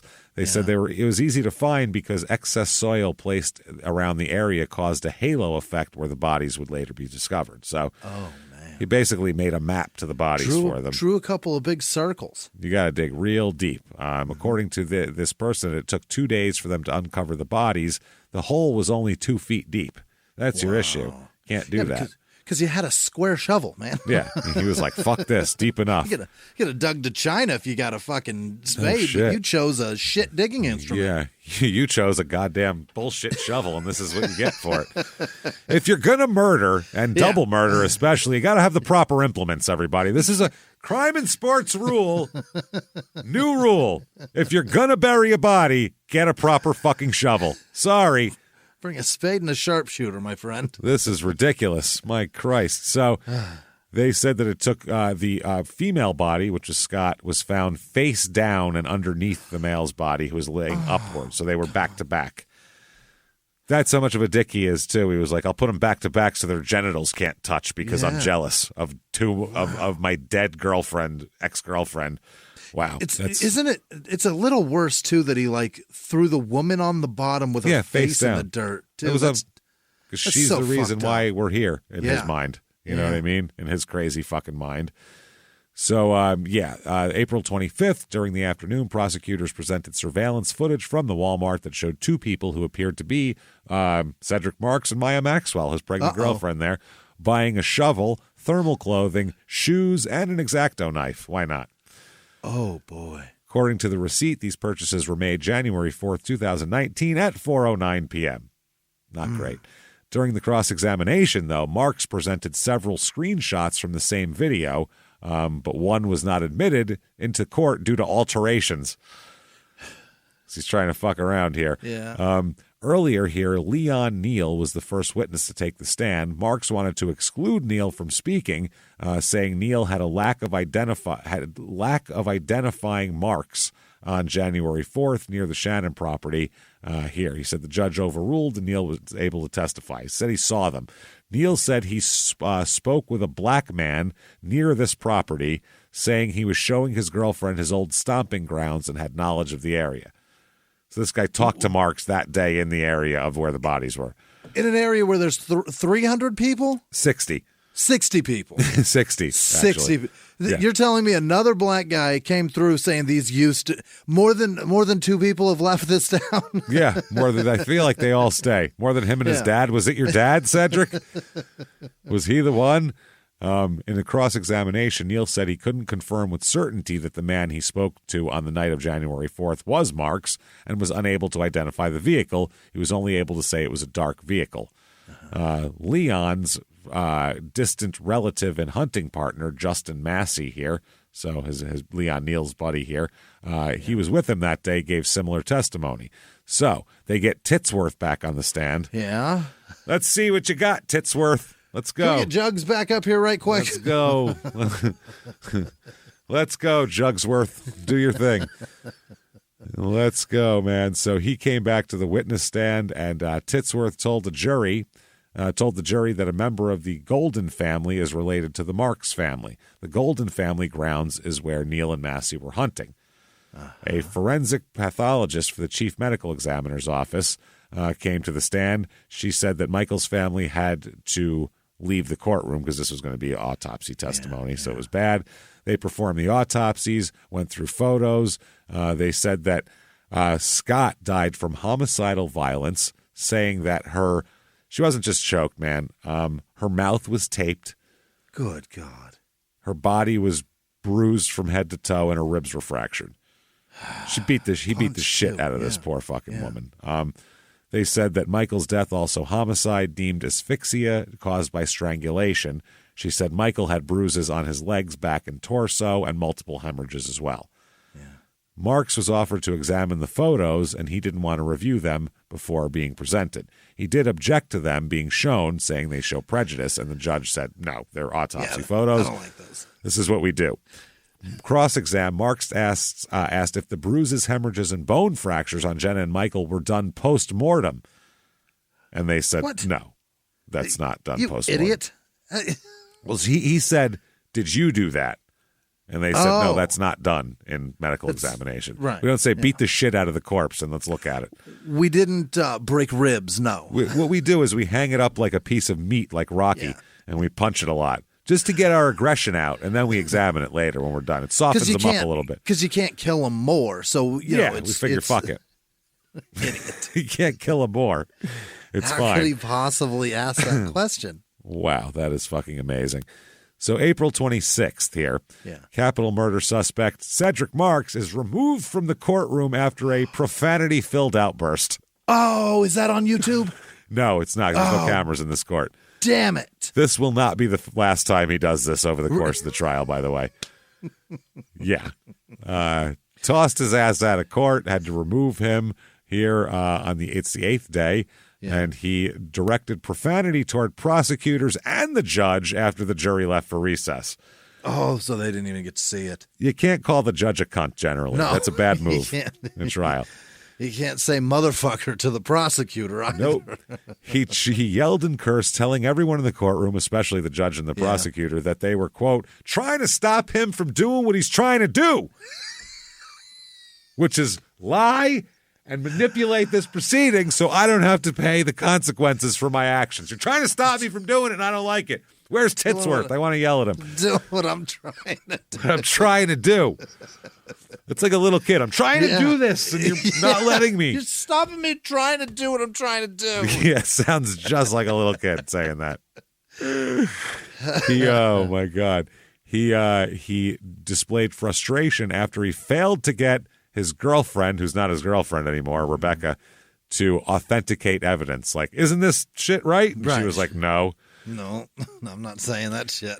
He was attempting to admit still photos from a personal video of Scott into evidence, arguing the footage proves why her permanent court record from 2018 was denied. He's been trying to admit the video into evidence since the start of the trial. She said she's seen the video. However, state prosecutors kept objecting to the way Marks would improperly ask questions to authenticate the evidence, because he's not a fucking lawyer. Because he doesn't know how this works. Yeah. If at one point he asked her, quote, in the video, did you hear Jenna call me, which you can't, that's leading, then uttered a few curse words, which caused the objection. Call me a motherfucker, piece of shit, asshole, whatever. After the outburst and his removal, there was a small break in testimony. People in the courtroom looked a little surprised by what happened there. Yeah. She would go on to testify that Mark started training her, this is how he found women, at the Title Boxing in 2011, and that led to an on and off relationship for 7 years. While he's married, knocking this girl up, being so jealous of this other one that he kills her, he's also got another girlfriend. And he does this all through the Title Boxing. Or Tinder. Tender. But he generates new relationships constantly. Oh, and these women in the thing, I mean, he's a big, strong guy who's doing this for free and trying to help them, and he's a good guy, and he's tough. And that's got to be exhausting. It's fucking diabolical is what it is. It's diabolical. So text messages between Marks and Rebecca showed in court hinted at that they loved each other. She provided financial assistance to him and even bought him his red Jeep. Real. Yep. She said after she went to visit her family in Wyoming, then her friends in Las Vegas between December 16th, 2018 and January 7th, 2019. This was during the time that Swearingen. Yeah, my girlfriend's gone. I guess it's a good time to kill her. At this point, she believed Marks was in Michigan because that's what he told her. Oh. She said that he was supposed to come back to Texas due to one of his warrants, so she asked him to pick her up from the airport in Austin once she got back from the trip. And then we'll go turn you in. Buying a car for a man who calls you while you're on vacation telling you, I got to go turn myself in for my warrants. I just bought you a car? Like, well, use the car to pick me up from the airport and then go turn yourself in. That's fine. She said that that she mailed her spare house key to him in Michigan before he returned to Texas. Yeah. Which he did. He was in Michigan with his ex-wife there. Or his wife, I should say, because they never got divorced. They're not. So what am I talking about? Ex-wife. That woman's wearing a ring. This is crazy. So they, on December 16th, 2018, she was on her trip. She said that Marks was texting her saying he hoped to see her when she returned, which is weird. She said this confused her because they'd already discussed him picking her up from the airport and taking her home. Like, you are going to see me. You fucking better be at Terminal 3 at 4:28 p.m. when I get in. That's what we talked about. This is I'm crazy. carrying on. I don't even have to go to baggage claim. You fucking better be there. Don't give a buffer between the landing and the thing. Once we get to the gate, I'm out. So on January 1st, he texted her saying, I used and hurt people and just got away for a while, but this is what it's to come. That's how he typed it. This is what it's to come. This is what I deserve. It's here and it's time for me to pay. I used and hurt you too. Remember who I really am. I have no heart. I'm inhuman. I won't be seeing you again. I hope it hurts when they shoot me. I hope there's a hell. I'm a fucking manipulating piece of shit and you deserve better. I have a long drive tomorrow. Stop texting me. Bye.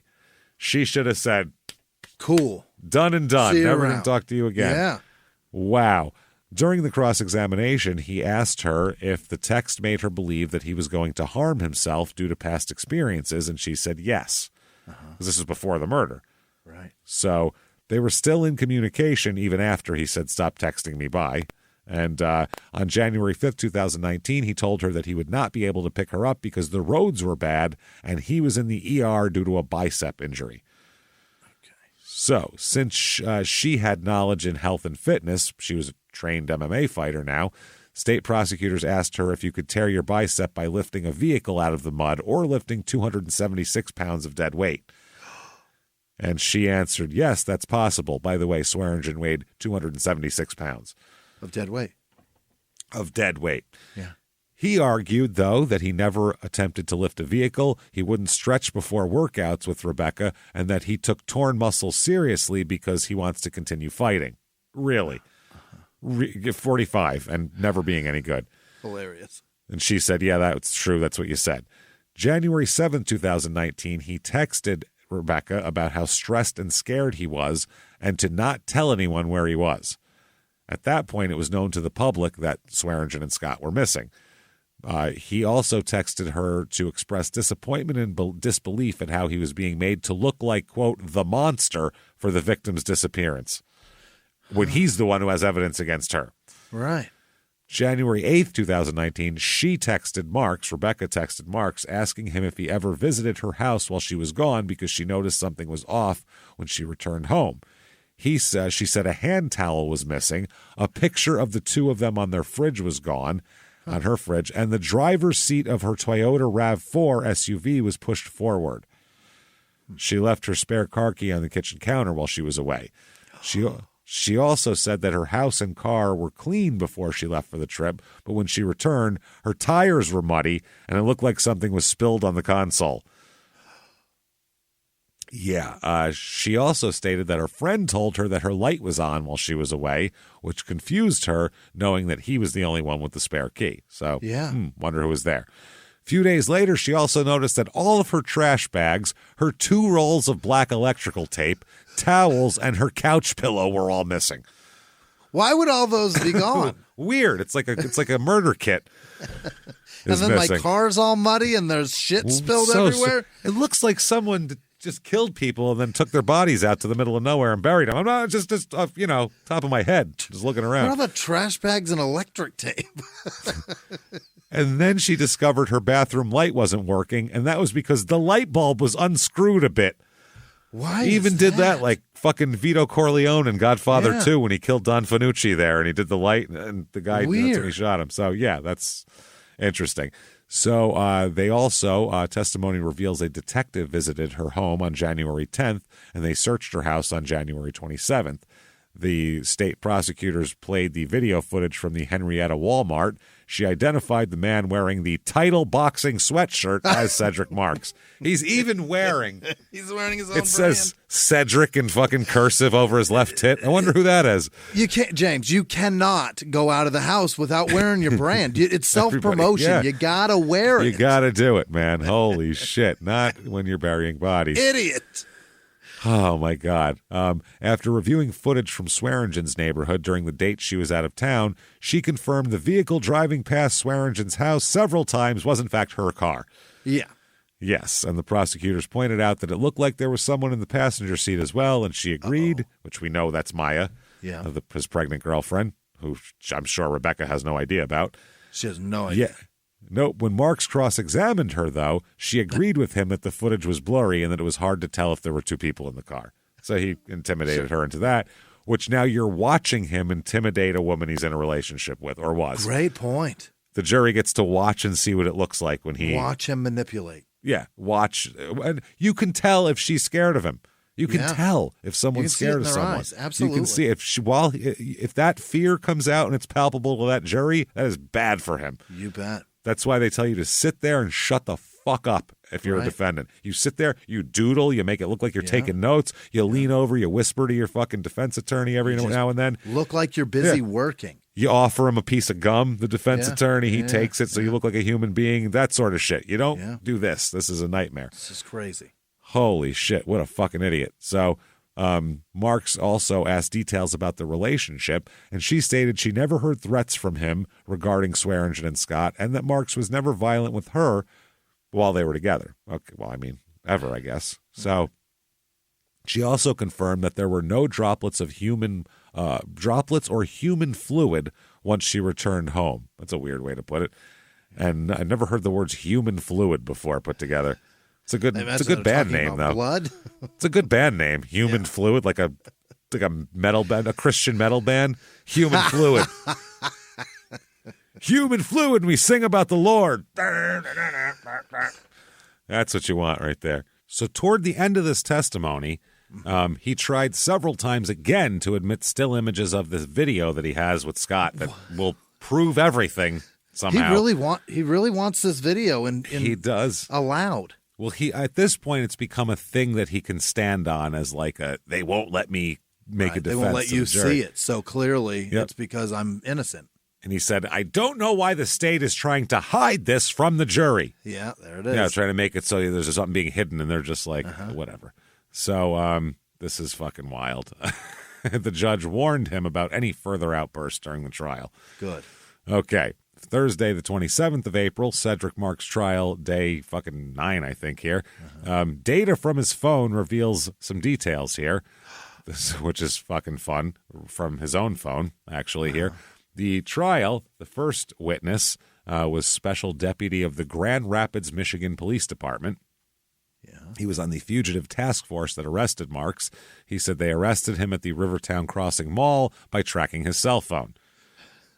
He said out of 20 years at his job, Marks was the most tense transport he's ever had, and he said he didn't want Marks to harm him, considering he's a professional fighter. He didn't want to get into a scrap with the fucking guy, basically. You know, he wanted to get him in cuffs as soon as possible and, in tighten 20 those bitches years, up. This is the most dangerous man I've ever encountered. Yeah, and he's a murderer probably, so that's another problem here. At least alleged, yeah. He argued that he didn't resist arrest. He argued with the cop while he's on the stand that he didn't resist arrest and wasn't aggressive during the transport. And the guy said, no, I didn't say you did. I just said that I was aware of your background and it was, tense for me.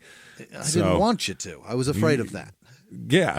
So then they brought the cop in who had interviewed the Maya Maxwell and said how she had pretty much immediately told them where the victims' bodies were buried. That was easy to get. She also confirmed the pictures from the crime scene that were taken by Oklahoma officers and sent to Michigan was the crime scene. That is the place where it happened and all that kind of shit here. Officers also seized his Jeep in Michigan. He stated how there were no signs of biological evidence and no smell of cleaning materials here, saying that I didn't try to hide anything in my car, did I? In the car, they found Marks's ID and a background check of Scott, which included her address from October 18th, 2018. Why? He was doing checks on her, keeping track of her, making Stalking. sure he knew. Yep. Yeah. He argued that you can get a background check of a person to look at their criminal history, which is what he was doing. That's what he said. Okay. He said that I've been to her house and I didn't need to look up her address. I knew where she lived. So another Michigan police sergeant came up, detective sergeant, and he explained he was able to get data from Cedric Marks, from Janelle McDonough, his wife, and from Maya Maxwell's phones through a software system called Celebrite. He discovered that Marks and McDonough's location services were turned off, but not Maxwell's. Oh. Yeah, she kept hers on. So they were able to track her. They said that Maxwell's search history had car washes near me, weather in Henrietta. Oh. which is where they Yeah, were. that's where the Walmart is. And Temple, Texas News to see if it had anything was on the news about it. I just want to see what the weather's going to be like. Just looking. Just looking. We'll be driving through there. Yeah, I need to know. Should I wear closed-toed shoes? Should we stop at Walmart and buy thermal clothing or not? Because I don't know. That's fucking amazing. He argued that the searches weren't on his phone. They weren't even on my phone. Okay. And that the location services could have been turned off because it was a prepaid phone. So he doesn't know if they were ever on. I never turned them on or off. So they said that the state prosecutors brought up how he himself on his phone searched, quote, how to block a cell phone's data, which removes it from the network on January 8th, 2019. So that was after. Which removes it from the network. How to block the data. Yeah. Yeah. Another Michigan cop testified next. He said how McDonough's office, his wife's office at the National Guard in Muskegon had questionable items. The boss found a hidden suitcase filled with Marx's paperwork. He has all these fucking women doing his bidding. She's hiding her stuff in her National Guard office. What the fuck? Also had his MMA fighting license, a debit card, and a, quote, loaded AR pocket pistol buried under clothes and towels. Wow. This is fucking insane. She had that in her office. Mark said that Muskegon is 35 miles away from Grand Rapids, which is where he was located, and his DNA was not on the weapon. So even though literally his MMA fighting license is in there and his debit card, those are two things. Not mine. Wasn't me. Yeah. Wasn't me. Wow. That is very interesting. So the next day, they recall some more cops, and they're talking about text messages and the RAV4 and all that kind of thing. The one cop testified he traveled to Oklahoma to help excavate Jenna Scott and Michael Swearingen, help transport the vehicle back to Texas. He measured the distance from the burial site to Marx's family plot at the North Fork Cemetery to be 703 yards from his family plot. It's next to a cemetery with his family in it. He said, this is where bodies go. I'll just put it next to that. Wow. I know of a place where they put bodies. Yeah, I'm familiar. From the grave sites, this is the cop Russell, received swabs from items placed at the camper site from the Oklahoma State Bureau of Investigation. One of the physical items that they received was a Gatorade bottle placed inside the grave with Jenna and Michael. Uh-oh. Yeah. Russell then testified that he went to Michigan to help Temple detectives Corey Powell and Ashley Cunningham collect evidence for Michigan State Police. There, prosecutors requested to speak outside the presence of the jury and said that they have new evidence outside the discovery of Powell's interviews with Marx's family and friends after Marx attempted to escape from jail and hid in the garbage can. Mm-hmm. Okay. Marx said, we don't need to see those. No? Let's not have that, saying that yeah, that's crazy. That's ridiculous. The court was about to resume as Marx had time to review the extended phone data there. He said this was a last-minute move by the state, and he's very disappointed. This is what Marx says here. The judge gave Marx and his counsel time to look over footage and do all this type of shit here. Marx asked the judge to squash the in-person subpoena for his wife, saying that there's a transportation conflict for her to fly in from Tennessee, leaving her kids by themselves. She can't make it. Let's just call it. We don't need that. The judge said, no, we'll figure it out. That's good. We'll figure it out. He then cross-examined the Texas Ranger Adam Russell, who testified earlier. He admitted he did not know the test results of the blood swabs gathered from Swearingen's home. He also was unaware if DNA was gathered on the water bottle, Gatorade bottle, gathered from the burial site. Along with severe weather, the judge ended the trial to give Marx time to finish looking over the phone data, and because I guess there was tornadoes a-coming. So the next May 2nd is when they resume. But he was supposed to go Monday, but he was too sick, Marx. They had to cancel court that day. Too sick. So next day, they get a forensic detective to come in. He received and extracted cell phone data from Cedric Marx's devices and got limited info on Jenna Scott's cell phone and Michael Swearingen's tablet as well. So they got him up there to do all of that. They keep bringing in, they also bring in enhanced videos with magnified frames of the surveillance. Okay. Also Whataburger footage, Walmart footage, and footage from the First Baptist Church and Temple. So in the enhanced Walmart footage, it shows the man and the woman who appeared to be Marks and Maya Maxwell with the women's shoes resembling the same pair law enforcement seized when searching Janelle's rental home. Mm-hmm. So that connects that. Also, they said that here, Cedric Marks' wife, Janelle, she testifies again. She testifies now. Prosecution goes through all of her messages and call log. And in multiple calls between Maya and Marks in this time period, Janelle says she doesn't remember any of the conversations. I don't remember, she just kept saying. I don't know. I don't recall. Because she's not trying to help him or anything. A woman who had... Think about, she's been married to him for 20 fucking years. She knows what he's capable of. She knows everything. Yeah, this is wild. So the next day, Marks cross-examines his ex-wife, or his wife, his current wife, on their relationship. It's his wife here. Also, Mark's relationship with Maya Maxwell and what Janelle knows of Mark's relationship with Jenna Scott. Janelle admitted to being scared of law enforcement and willing to do whatever is needed to avoid consequences, by the way. Yeah. She doesn't want to be charged with any of this because she was helping him. All right. So she admitted their children, Logan and Adrian, whose mother is April Peace, testified for Marks in Scott's protective hearing in hearing against Cedric. With Janelle making the statement, Marks played in court a video of himself and Jenna Scott in an altercation. In doing this, the judge told Marks to stop the video and get the jury out of the fucking room. You're not. He just started playing it.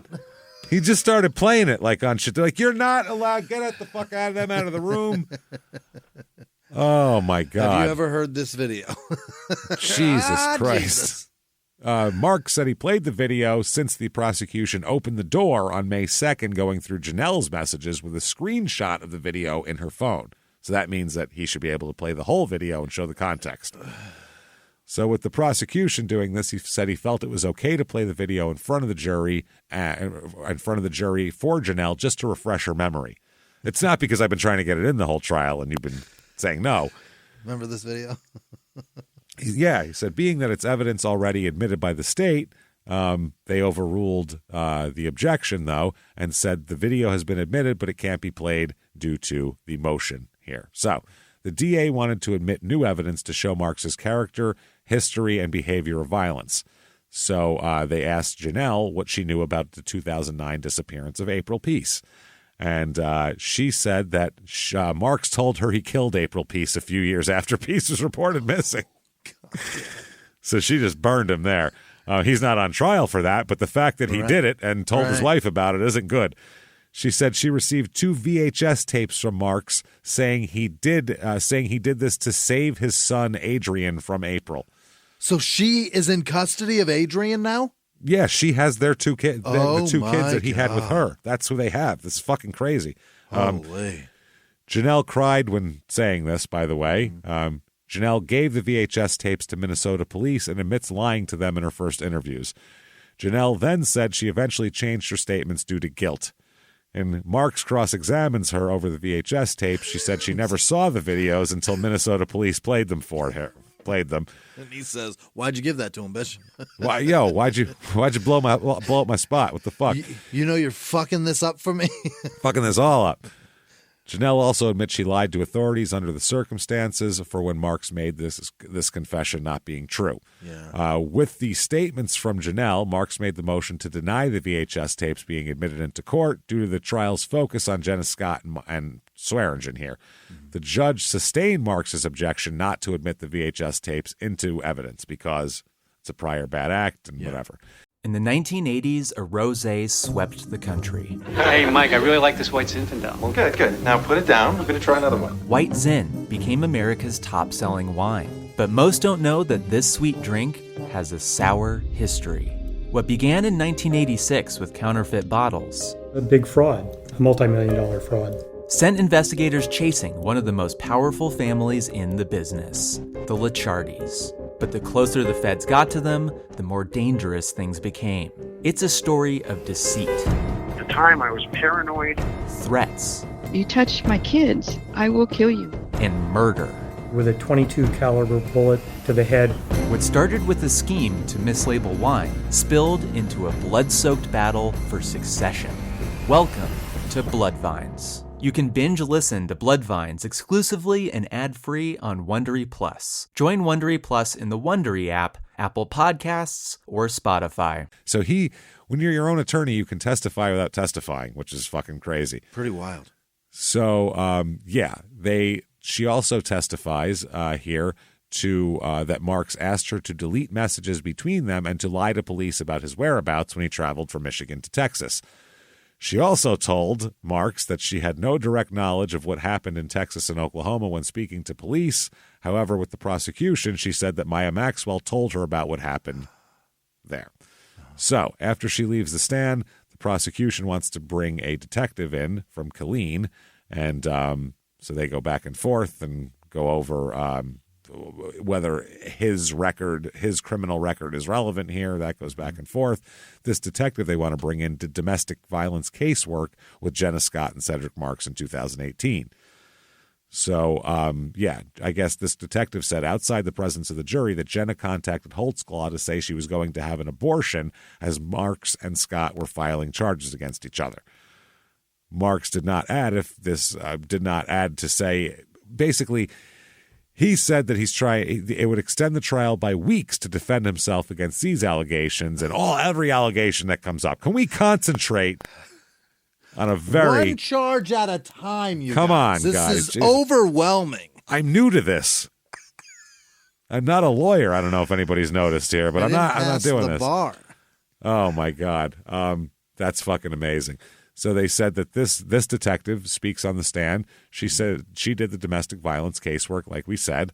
She said that she served she spoke to Cedric Marks and Jenna Scott individually after Marks was served a protection order in 2018. 51 minutes later that day is when Marks came to the Killeen Police Department with videos and audio clips he wanted to present of Jenna assaulting him. Sure. So, yeah. Holtzclaw found out the video of Jenna hitting Marks was taken in January and charged Marks for filing a false police report because he said that it was from the week before. Oh, for heaven's But it was actually months later. And also a misdemeanor for bodily injury assault. January is also the same period from what Holtzclaw says is when Jenna was documented to have taken an abortion pill as well. Oh. Yeah, because Mark's got her pregnant, of course, because he's got to spread this horrible DNA that he fucking has to everybody. Fucking problem. Jesus Christ. Jenna's father testified that Marks broke up with Jenna in March of 2018, saying their relationship was done by May or June. On June 2nd, Marks says this is the day he recorded an audio clip between him and Jenna Scott after they had a physical altercation. Marks alleged that Jenna punched him multiple times in this altercation. So that's how that goes. August 21st, 2018, the detective here said she got an email from Jenna saying Marks broke into her home, threatening her and her daughter, and they had the whole trial that we talked about. They also bring up here, Jesus Christ, these people are fucking unbelievable. They bring up the Holtzclaw, this detective, said that she witnessed Marks and Maya Maxwell encounter Jenna and her father as they were leaving the courthouse. This guy, the father, testified Maya Maxwell passed Jenna a blanket in that moment and said, "Kill yourself, bitch," and for Marks to drive off. I don't know, that's fucking wild. The father added a vehicle appearing to have Marks and Maxwell inside of it, flicked them off as Jonathan and Jenna left the area. Also gave him the finger as well. Yeah. So then the detective testified to receiving emails from Scott about packages being delivered to her home. The first package had a T-shirt with a picture of a T-shirt of Jenna and Cedric on it, who was the kid, I guess, with a handwritten letter that Jenna wrote. The second package had another letter typed out. The first package came from a Fort Hood address. The second came from Title Boxing Gym. Yeah. Marks, in cross-examination with this detective, asked if she had a history of going after men who filed domestic violence claims, which she denied. To counter this... Unless they murder people. Yeah, I mean, there's that. So he played audio. In the audio, Scott is heard saying she wants to get back with Marks. Marks tells Scott to leave him alone, and she abused him when she broke up with him. So, interesting. He wants to play a second audio clip. It's objected to. It's a whole lot of shit here. They bring in more people. Stephanie Meek, a forensic expert. She says she did 7 case prints on Cedric Marks and processed items from Swearingen's home and a Hyundai Genesis. They said that they did 2 additional case prints outside of the work and also had inconclusive results. So they don't have a lot of physical evidence here because there's a lot of inconclusive shit going on here. They said they tested, clothing. They tested all this shit, all this. So the next day they have more forensic people come in. And they said that one forensic expert said that this is one of the largest cases she's worked in her 20 years of experience. She said that the number of samples in this one case she ran tests on is the equivalent to 30 to 40 cases. Oh. They said that being unable to find DNA on anything at the burial site nor anything on Jenna and Michael's body, they never found anything. They said the changing weather could have interfered with having legible DNA results. Yeah, if it was constant weather and they weren't that far under, they're going to get a lot of water on them, washed away. They said that the results on the Hyundai Genesis show probable chance of having Cedric Marks and Maya Maxwell's DNA on it, but with the DNA samples being mixed, they couldn't make a confirmation. So, yeah, they're having a hard time. Marks reviewed the lab results showing no distinct tie to him or Maya having DNA on Jenna or Michael, and he asked if it's possible to wipe DNA without leaving some behind, and they said, well, yeah, sure, it's possible. Yeah, you clean it. It's, anything you fucking clean isn't going to be there anymore, probably. So they talked about tracking the cell phone. January 3rd, Marks' phone is seen going from his girlfriend Rebecca's home in Killeen to a cell tower near Michael's home between 3 and 9 p.m.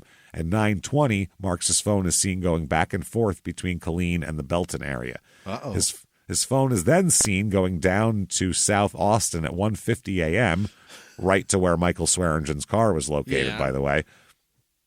My God. Marks' phone is seen in Oklahoma between 2 and 10:30 p.m. the next day, close to where the bodies were located. Oh, and he's definitely at Walmart. Afterwards, the phone was seen. Yeah. Afterwards, the phone was seen going back to Michigan. Mm-hmm. So they said everything is consistent with being the murderer. That's where the murderer's phone would have gone here. Marks did cross-examination of this analysis. And they said, well, yes, cell phone towers don't pinpoint your exact location, but within a 21-mile radius. And so Marks then says that this guy has an unconscious bias against him. Yeah, but why were you within 21 miles of dead bodies? Dead bodies in your hometown when you don't live anywhere near there. That is fucking wild. The prosecution asked if it would be difficult to fake cell site analysis, and he said it would be exceedingly complex because the data came from 4 different phones and 4 different cell phone carriers. So, it's kind of hard to manipulate that. Yeah. So, yeah, they were saying it identifies him in every area they need him to be in, obviously, and it's rough. January 3rd, Marks asked Maxwell to drop him off at a friend's house before turning himself in, but it was the house of Michael Swearingen. After suspicion that Marks was cheating, Maxwell went back to the house to find Jenna Scott handcuffed to a table, but Miss Cedric was not there. She takes the stand to do this. Yeah.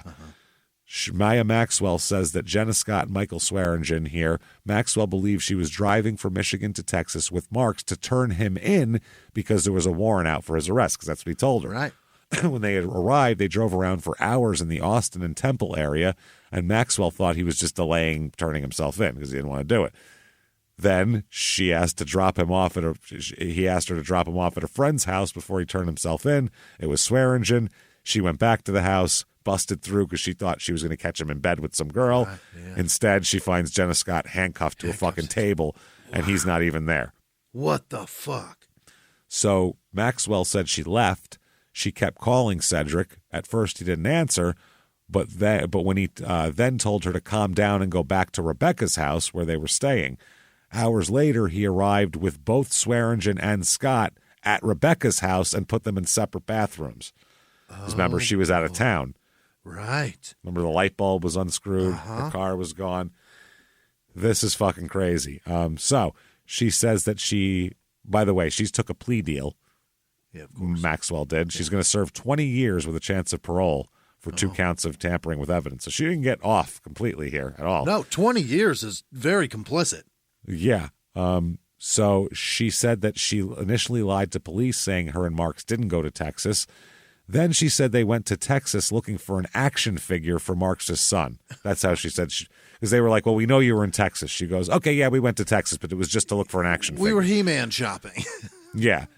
Then they said, well, we know that's not true. And she said, okay, we had dead bodies. That's why we went there. She went from action figures to dead bodies like that. Wow. So, yeah, she said she told them everything she can remember. She said she was scared telling law enforcement the truth, saying, I was scared because I knew once I did, Cedric would know, and I wanted me and my son to be okay. Yeah. I knew Janelle was loyal and would tell Marks anything, so I couldn't let her know that I knew that. Right. Yeah. So she said that law enforcement did a good job in keeping her safe, and, So she said that everybody said she seemed very firm, but then he comes up in cross-exam and asked Maxwell if is really telling the truth for her plea deal. Is that why you're doing this? And she said yes. And they said that she said law enforcement did not take her to Oklahoma, but Marks himself brought her when he buried the 2 of them. She admitted to Marks she doesn't remember the letter she wrote to him from jail in May of 2019. She also doesn't remember the letter she wrote to Marks wanting to keep their relationship in December of 2018. She does, though, admit to receiving letters from Marks while in jail. One letter was was inside a legal mail envelope with attorneys' names on the front, but it was a letter from Cedric. In the letter, Mark gives her the option to keep lying and be another jail story losing her son, or go on through his attorney and fight the case together. She asked, when Marks asked Maxwell if she ever did make the notice to leave Janelle's home, Maya said no due to being homeless, and claims that Marks made her lose her job. Wow. She also testified they did not go to Henrietta Walmart after Marks made claims they went there for fishing equipment. She wasn't there when he said that. Right. So she didn't know that was the story now. Uh-oh. So she said, no, we didn't go there. She said she doesn't remember Marks mentioning he wanted to drop charges against Jenna Scott, and she did admit that Marks didn't want to come with her. She didn't want her to come with him on his January 1st trip back to Texas. No, he didn't want a witness to his fucking murders here. Also, how do you say we went to Walmart and then bought? How do you be specific at all about what you bought at Walmart? It post 2005. They have everything documented. Everything is documented down to fucking everything. Maxwell admits that Marks initially didn't want her to join him on the trip and had to convince him to let her come. They go over the specific details. Marks drilled into Maxwell about inconsistent statements she gave to police and why she didn't call the authorities on what she allegedly saw. Right. She broke down having to admit she didn't call authorities, saying she didn't feel safe to speak with anyone. She also testified to Marks telling her he killed another man in Tulsa named Andre Oggins for hitting him, but Marks questioned this statement to see if Maxwell was given the info by police. Jesus Christ. So the next day, she's still on the stand, and he's... Oh, boy, grilling her. Yeah. She said, I was never going to keep quiet about this. She said she was going to try to figure out when the safest time would be and all of that. And he's saying that's bullshit. She said, I never was scared of law enforcement. They kept me safe. Now, the legal mail thing, they go over that again. He started with cross-examination and said, Maxwell had her head down and did not make eye contact with Marks as she gave testimony. Yeah. What does that look like to you? I mean, she's fucking terrified. Yeah. You see a dude yelling at a lady and she's got her fucking head down, not making eye contact. That's what children do when they're scared of their parents. That's fucking wow. I'd be like, whoa, that's a scary guy. Whatever he did, he probably did because that's scary. Marks says that they talk about love letters they exchanged in prison and all that sort of thing. She said, I just didn't want to be alone. That's it. So she just didn't want to be alone. So yeah, she kind of wanted to be him. Marks asked if she remembered they were going on a fishing trip with his family in the area. In the Walmart surveillance video that had been played multiple times, Marks says they were buying a shovel, a box cutter, and a change of clothes because it was all for a fishing trip. You're going to beat the shit out of them fish. Yeah. Well, they're underground, this fish. People go for, see, these normal people, they don't think outside the box. They look for fish in the water. I know where they really are. I know where they really are. I know where the fish are. She said, quote, none of that ever happened. No. Which is great.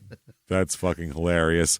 Mark said Maxwell could have called at any point in their trip when she was alone at the house in Michigan, but she never contacted law enforcement and said, hey, my boyfriend's a murderer.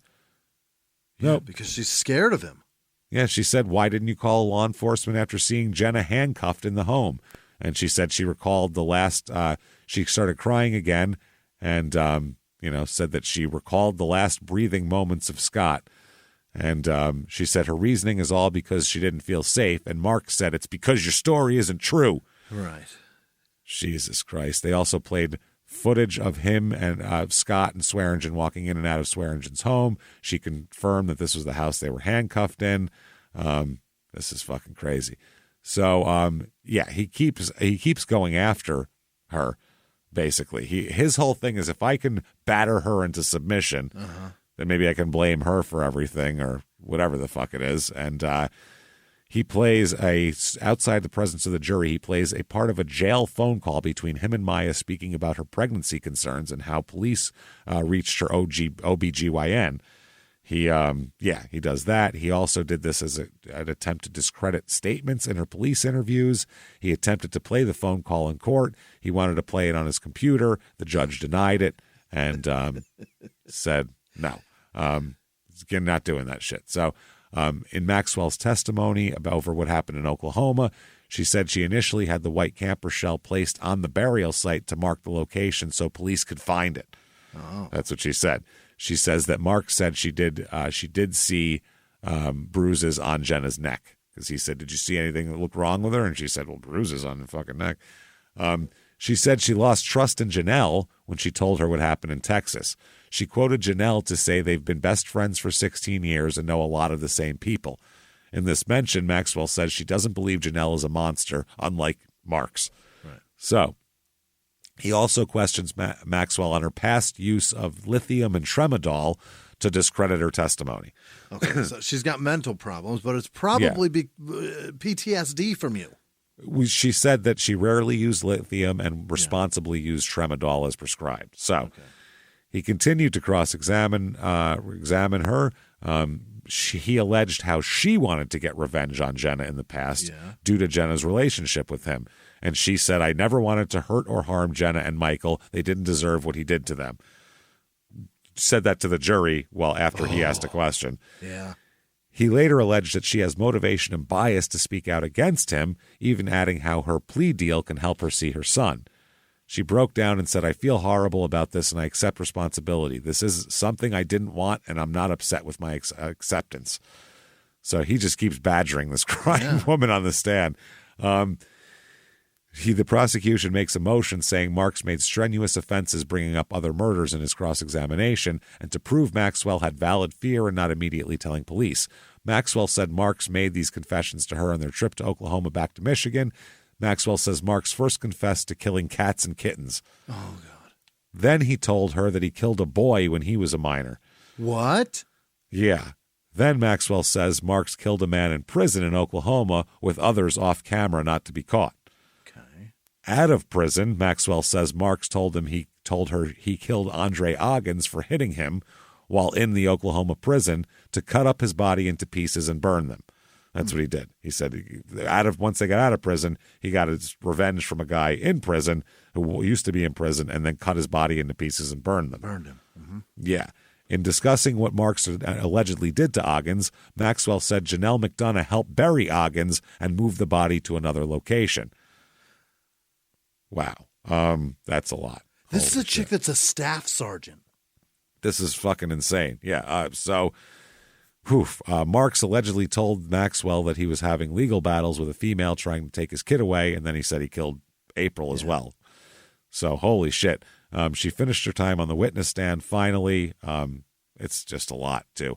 A Bank of America representative came out and got bank records from January 2019 and a recording of Marks calling to close his bank account. He said in the audio he believes his ex has his bank account information. That's why he said it. So he's very paranoid about all this. Also, they try to figure out how he tore his bicep and all that kind of thing. When, Marks told Powell here, Powell is the police interview. Yes, that's Corey Powell here. He gets back on the witness stand. They're going back and forth. Powell was unable to get the casino footage in Oklahoma where Maxwell pulled out money. They said, though, the police, Powell learned Marks tore his bicep from lifting the Jeep from the mud, according to Maxwell. Wow. That's he was trying to lift it. Bitch. Yeah, wow. I got to get out of here. Yeah. After speaking with with Maxwell, Powell did his first interview with Marks to see what he had to say. At the beginning of the interview, Marks immediately made statements trying to clear his name.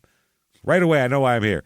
Yeah. He said he met Michael a few times and not knowing him well, and admits to threatening him in March 2018, but he said he thinks Michael's a super friendly person. Yeah. Yeah, he said that, he just lied about everything. He said, what about, I want to ask you about the killing of Jenna and Michael. And Mark said, I'm not a killer. I'm not a kidnapper. Made them disappear. That's all I got to say. I ain't a killer, but don't push me. Is that what he said? I'm not a killer. I'm not a kidnapper. Made them disappear. That's all I got to say. Yeah. I didn't kidnap or kill them, but I made them disappear. What the fuck does that mean? What the fuck? So the guy pressed Marks to tell the truth, saying he already got it from Maxwell. And Marks said he doesn't know why she would say anything like that. She's been in Michigan the whole time. I don't know shit about what you're talking about. So, yeah, he continues his testimony. In a recorded interview, Marks said he'd plead guilty to murder charges if he'd be able to be released on bail to sell action figures to raise money for his family. Why does he love action figures so much?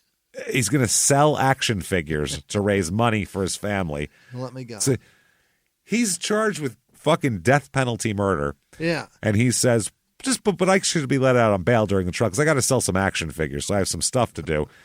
The judge said, quote, there is no way we're going to let you out. You are absolutely Starting never, ever lineups getting out or not, again. get back in there.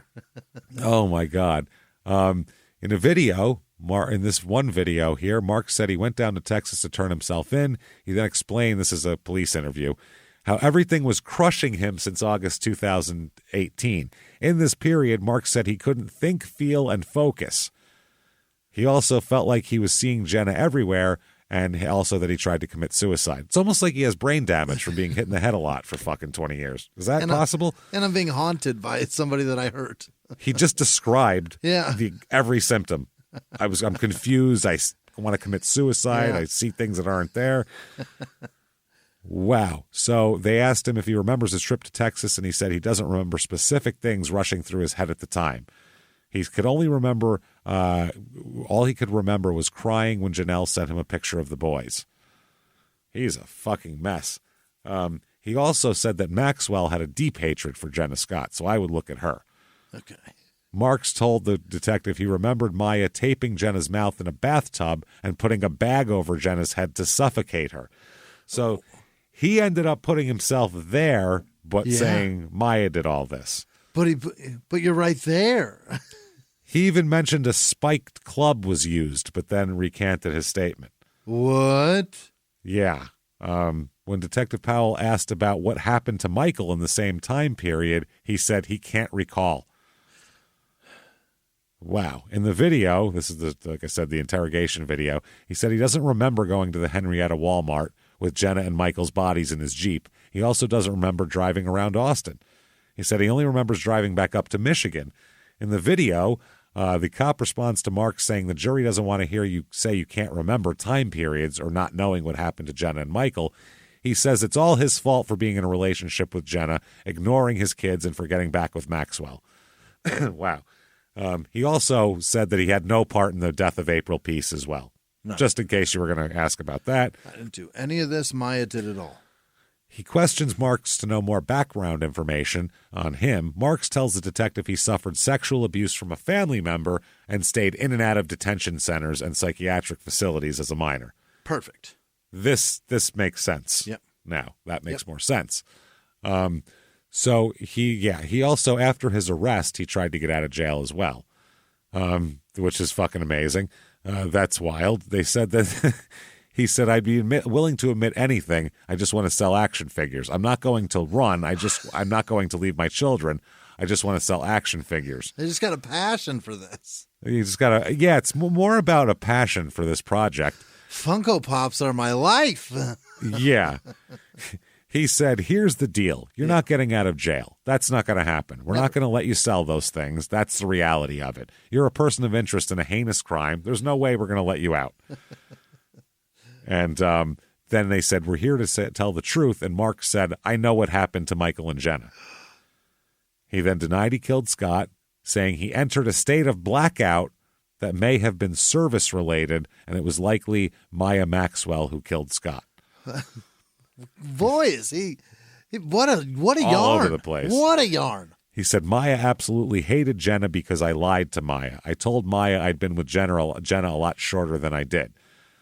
So Marks tried to press the police on what they knew, but I was trying to get information, but he denied he was the one who killed them. He said, I did not kill Jenna at all. I did not.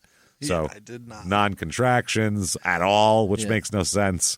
I killed her a little bit, maybe. Not at all. So they said, so you were present when Maya killed Jenna.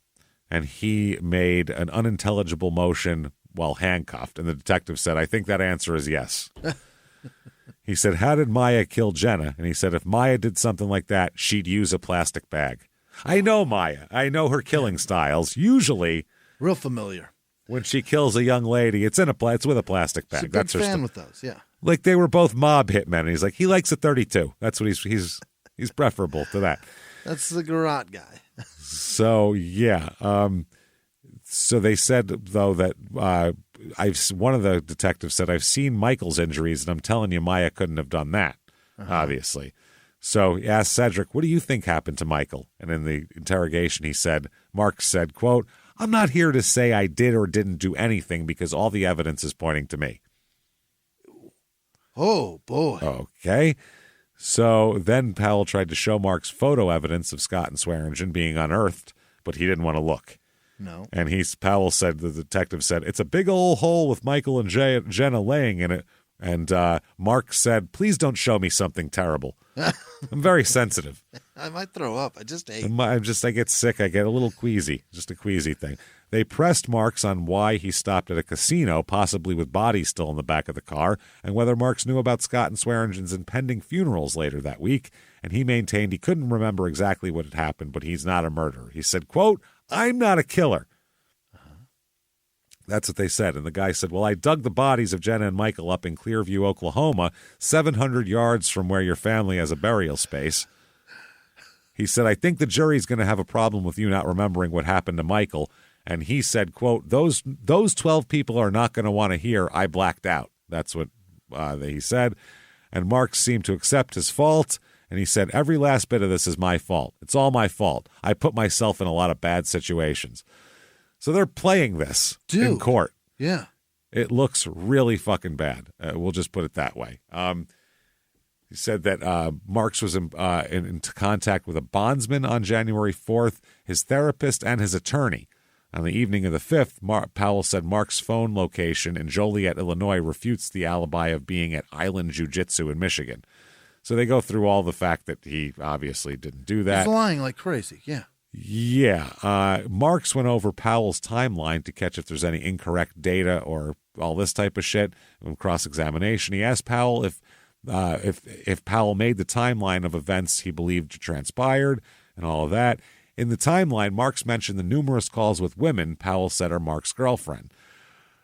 Marks asked Powell how many women did he speak to say they were in a relationship with Marks himself. How many women did you talk to that said they're in a relationship with me? Right. Powell said he knows of 17 girlfriends who have been in a relationship with Marks a lot at the same time. 17. That is fucking, how do you keep that straight? That's a lot, man.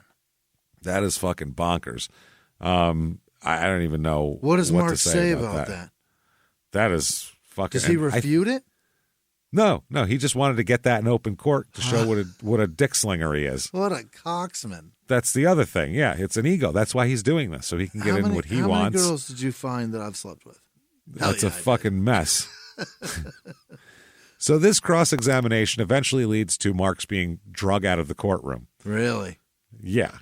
So Marks exclaimed to the judge that the court is protecting the detective in what Marks says is a dishonest investigation. It's a sham.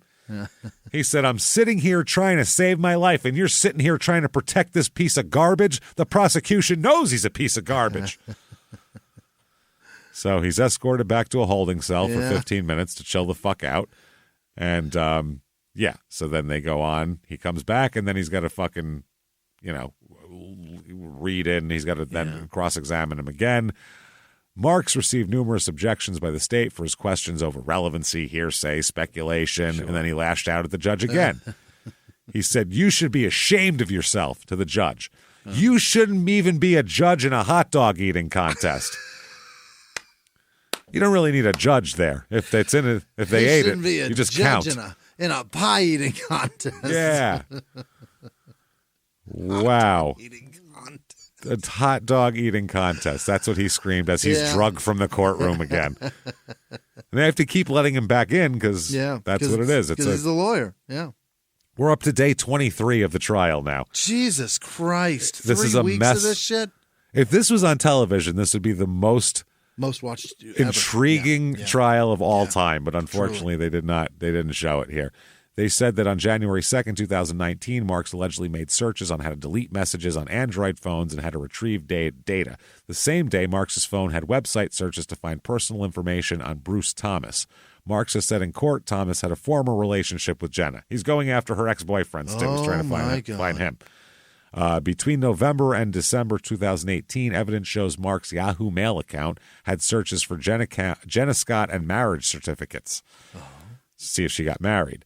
On Maxwell's phone, it showed Google map activity for car washes in Missouri and the distance between these car washes and back to Muskegon. So, they talk about all his background checks, and there's a lot going on here. Yeah. He said that, him cross-examining people, he's got to know that doesn't look good. He has to. No, he doesn't. He doesn't know. The state rests its case. Yeah. The judge rejects his motion for a directed verdict. He said, I'd like a verdict of get this fucking out of here right now. After that case, obviously, judge, it's over. Directed verdict of not guilty, and we take a fucking hike, right? Uh-huh. But he said no. His first witness was former King Bee Lounge business owner William Mahankey Jr., who said he can't remember seeing Jenna and Michael at his bar in downtown Austin.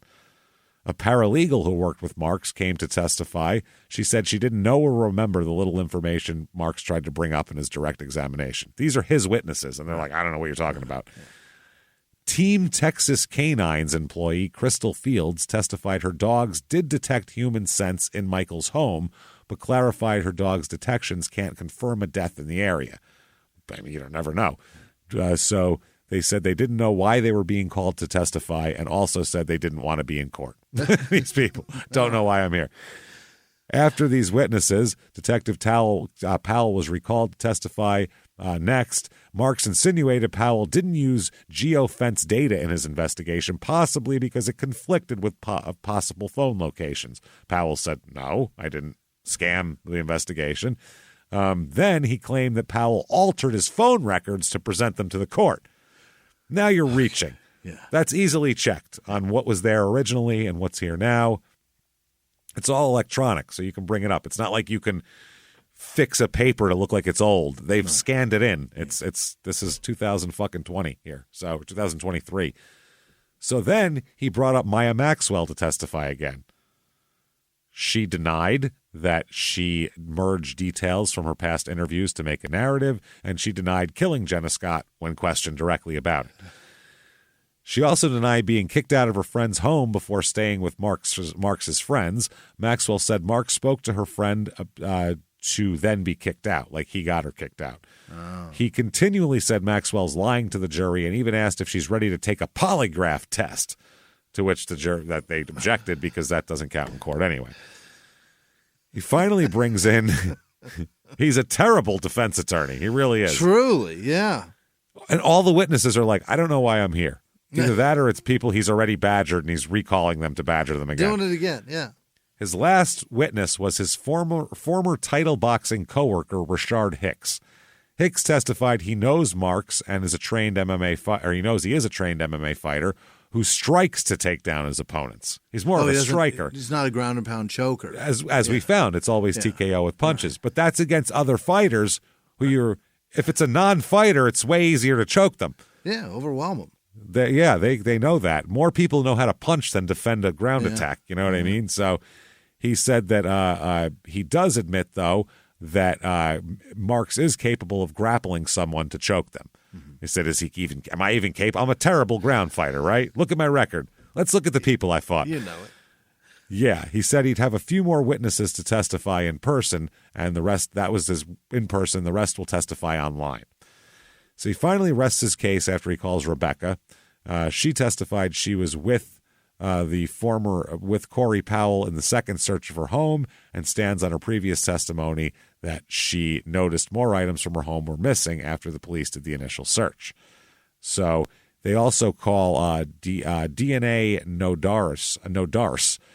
Nodarse testified that she went to Rebecca's home on January 3rd and 4th and found no boxes left on her porch to pick up. Nodarse said she contacted Rebecca about seeing a light on in her home, but no one was present. Then he calls his sons back up to testify, or not back up, to testify online from Tennessee.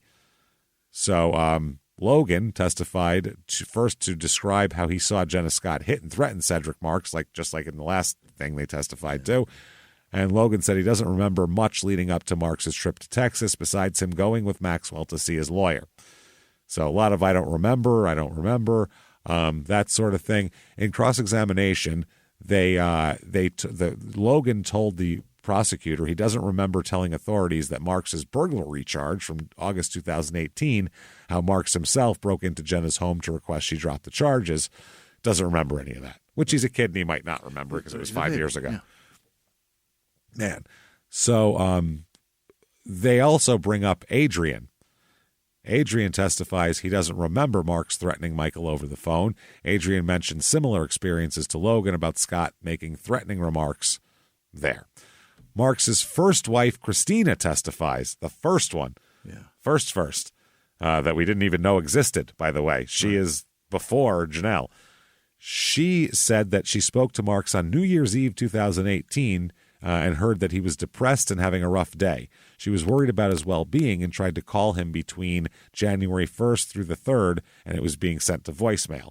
She told the FBI she was unable to find her phone records from this time period, but said she never received calls from Marks in this time frame, only heard from him after he was in jail.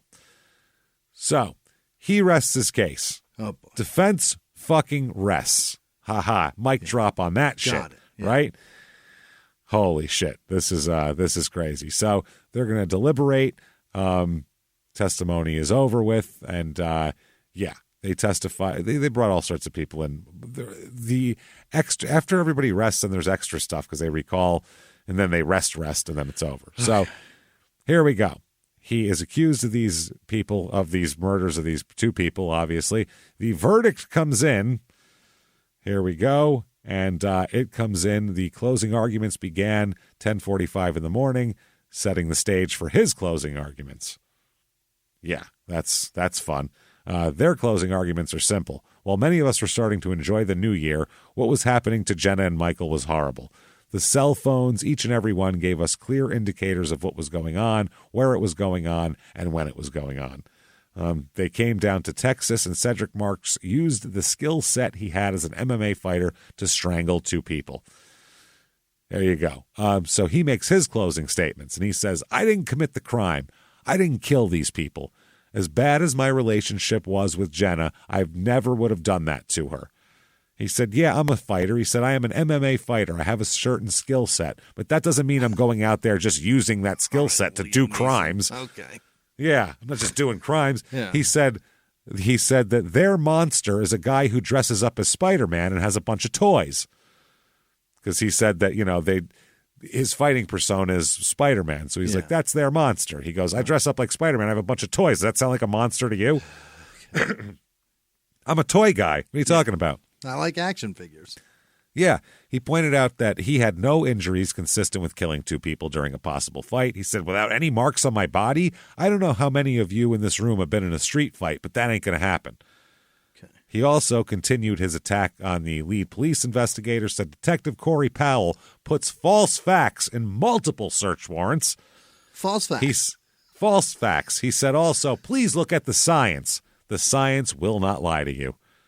That's right. And the district attorney came back and said, we never called Cedric Marks a monster. The state never called Cedric Marks a monster.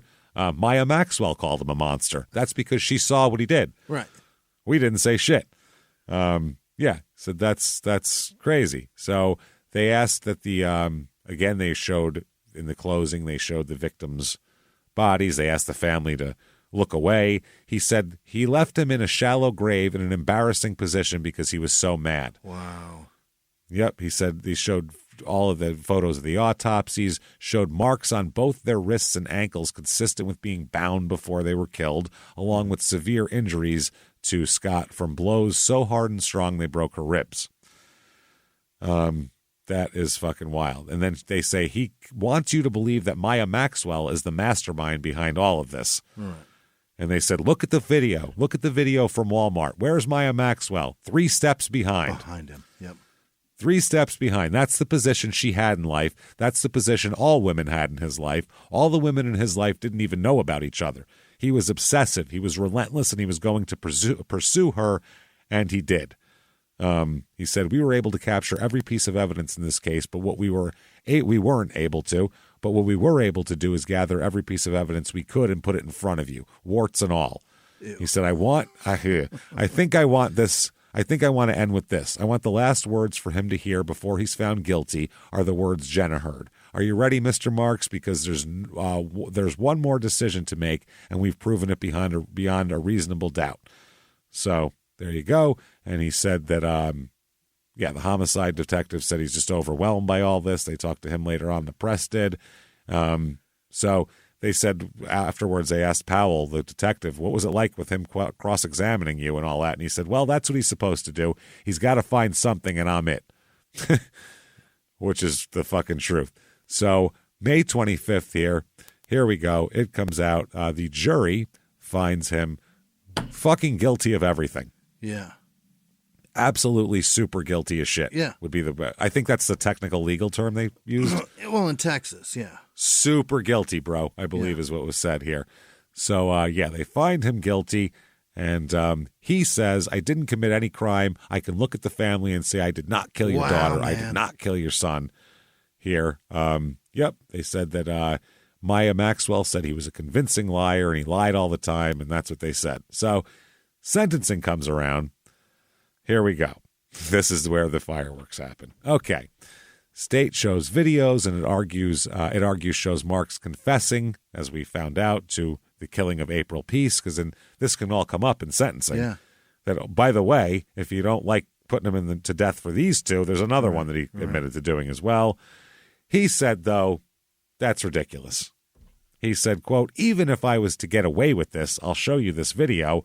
I'm a bad person, but I'm not a bad person to let a child go to get hurt. I hope to be reunited with you, but if I fail at this, I succeeded anyway because I freed you. That's what he said in the recording that they found. So at one point, the DA objected to Marks making self-serving statements. Marks said, this is a death penalty case. I deserve to do a self-serving statement because I'm fighting for my fucking life. This caused the deputies to surround him, and the judge tried to de-escalate everything. Hey, calm down. But then Marks says, I don't know why you're all looking at me like you're about to do something. Oh, my goodness Christ. So, he was yelling. Then he starts yelling that April Peace was a drug addict who kidnapped her children from their fathers and used to steal things from people and all this type of shit. He yelled about Peace's mother, Dorothy, saying that she's a fucking liar and she did this and she did that. Dude. Not helping yourself. Yeah, that is wild. So, her mother said, April Peace's mother said she was afraid. She knows he would never leave her alone. He wanted to control her. Peace went to a homeless shelter with both she and Marks' son in Washington, and that's how they ended up finding her and all that kind of shit. So, wow. That's crazy. Mark's got a temporary control of his son, and the Peace's mother said, basically, I gave my grandson to the man who killed my daughter. Right. So June 6th, here we go. They get more people here to tell that he's lying. Charles Roberts, he testifies about how Marks broke his jaw while enlisted at Fort Hood in 2001. This is character evidence. Roberts was in an intimate relationship with Sharon Baxter after she had broken up with Marks, and so Marks obviously went to him. Yeah, Marks broke into Sharon's home to attack him, by the way. Wow. He testified that he did press charges but had to drop them for military relocation. He couldn't be coming back to go to court. He admitted, though, that Marks came to visit his house before he moved and was unsure how Marks found out where he lived. Sharon Baxter testified after Roberts to confirm that he did break into her home and did that. She said she was fearful in her relationship with Marks. She said during their relationship, he stalked her after they broke up and choked her while he was mad at her in the relationship. Sounds like him. Yep. Marks asked Sharon why she's getting to lie in front of the whole jury. That was his question. She said, I'm not lying. She said that Marks' claims of her were false and doesn't recall ever hitting Marks or Janelle or allowing Marks to stay at her home in Texas, which he said. Didn't you let me stay there? And she was like, no. So he's irritated. He's pissed off. Janelle came back to testify what she knew about April. And, so in the examination here, the DA started to play video. Marks left Janelle saying he was going to save Adrian and take care of the boys. He shouted profanity, quote, these are such disgusting people to make her stick to a lie she told, and you're helping them. Whether I'm put to death or not, this is a dirty system, dirty country, dirty people. Dirty system, dirty country, dirty people. Yeah. Not bad. That is awesome. That is fucking amazing. But only because of this. If they let him go, he'd say, we live in a land of democracy and wonder. It's fantastic. So they also, Jesus Christ. Marks ended up, he shouts profanity. These are such disgusting things. The judge immediately asks him to be escorted outside the courtroom. Hilarious. He comes back into the courtroom to ask to be excused while the video is being played. The judge denies it, saying he's representing himself and needs to be in the courtroom for all phases to do that. Marks then demands that he's taken out of the courtroom. You will remove me. After recess, she said that Marks made his confession to her a few years after April went missing. This is his wife, Janelle. Recounting the confession, she said that Marks and his former girlfriend Kelly got Peace in Minnesota to kill her in an abandoned shack in North or South Dakota. Jesus Christ. She wasn't certain how Peace was killed, but said that Marks, in his confession, he made April's body unidentifiable while removing her hands and feet as well, by the way, and her teeth. She said she was shocked and didn't do anything when he told her that. She said that Marks talked in between her last testimony about wanting to remarry her since she's testified in court. She's actually finally got a divorce from him. She said she declined because she didn't know fact from fiction with everything happening. Also, he's a fucking murderer. Yeah. That's also the other thing. She said she does remember him being a good dad, but is starting to see some manipulation. And then she confirmed that she and Marks won't get back together. Yeah. Yeah. Her former boss said that that Marks used to verbally abuse Janelle as well. Obviously. Then Jenna's parents come out for their plea, talking about how this has affected their lives and it leaves a huge hole in her siblings' lives and everything else. Gut-wrenching for the family. I mean, that they've had health problems alongside other people since then because they're, this is a horrible thing for these poor people. So, this guy says, this is Harrison here. He says, Marks is all about his children and talks about how wonderful they are. What about my child, or Karen Scott's, or Dorothy Peace's? Think about that, Mr. Marks. He has many friends. He didn't meet anyone who didn't love him except Cedric Marks. Man, this is fucking brutal for these poor people. So through this whole thing, Cedric says, is this the Jenna Scott capital murder trial or the April Peace trial? I don't understand. Oh, for heaven's sake, dude. He then said, these are disgusting fucking people, Your Honor. To have them play this for her off a lie, whether they put me to death or not, disgusting. He says it again. It's all dirty. The people, the country, system, it's all fucking dirty. I'm out of order. You're out of order. The whole system's out of order. He went on the and Justice for All Al Pacino rant. So here we go. After a week-long punishment phase here, they come back. Death is on the table or life in prison without parole. Here. He said they come back out. Here he is. By the way, they have all these audio clips, too, saying, I wanted to hurt her. That was a mistake. It's so bad. It's so fucking bad. They tell him, you, sir, may fuck off. Death penalty for you. Is that right? Yes. Death penalty. And that's just that. Got it. Just got it. Yep. This was 2023. Just brand new. Yep. They said, would you agree you're a danger to people when you want to be? And he said, no. Which is fucking amazing. They said, what about it's amazing, man. They kept bringing up, by the way, at one point, and this is a great thing in his interrogation, or in this trial, they said, you're trying to tell the truth. And Garza this is the prosecutor, looked at Marks, and he said he's still trying to control this narrative. And Marks said, no, I just really hate you, to the prosecutor. Uh-oh. So his girlfriend enters a guilty plea, receives her sentence, 20 years in prison for tampering as well. So this ain't over. No. There's going to be appeals and all sorts of stuff here. Tampering with a corpse she's got and all this type of shit. And finally, she is sentenced to that. The parents of the victims say they are standing strong. Michael's mother said, we wanted this. We waited all this time and we got what we wanted. He was found guilty and given the death sentence, and that's what he deserves. So I guess all the parents had become friends here. They ended up, all the parents together created a thing called Priceless Beginnings. It's an organization that holds several events and has raised thousands of dollars to support victims of domestic violence. Awesome. Well, that's a very nice thing. We should fucking donate to that. Yeah.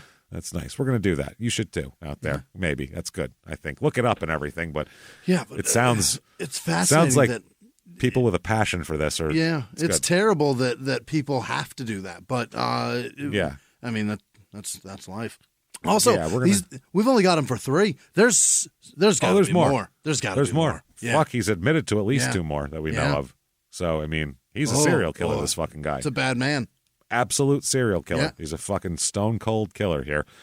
They said, we started out with the kiddos dealing with domestic violence because Jenna was a victim. Michael was trying to help her, and that's why we focus on domestic violence. It's important because there's a great need in Bell County. We've helped a lot of people get out of the situation, and we'll continue to do that. So that's good. That's good for them. August 23rd, 2023. Wow. Very recently. He is trying to get an appeal here on this, and he is denied his appeal. Keep on keeping on, shitbag. Yep. He said during the trial he represented himself, and he had to leave the courtroom several times because of his outbursts. Therefore, he should get a break for that. Okay. So here he is. He's on death row at this point. His TDCJ number, this is like his whatever number, is 999628. So there he is. He's in Tulsa. He's fucked, man. They got him in Oklahoma, huh? Yeah, in Oklahoma. Yeah, he's shit out of luck, man. He is done. So no, he's in Texas Department of Criminal Info, death row, because that's where it happened.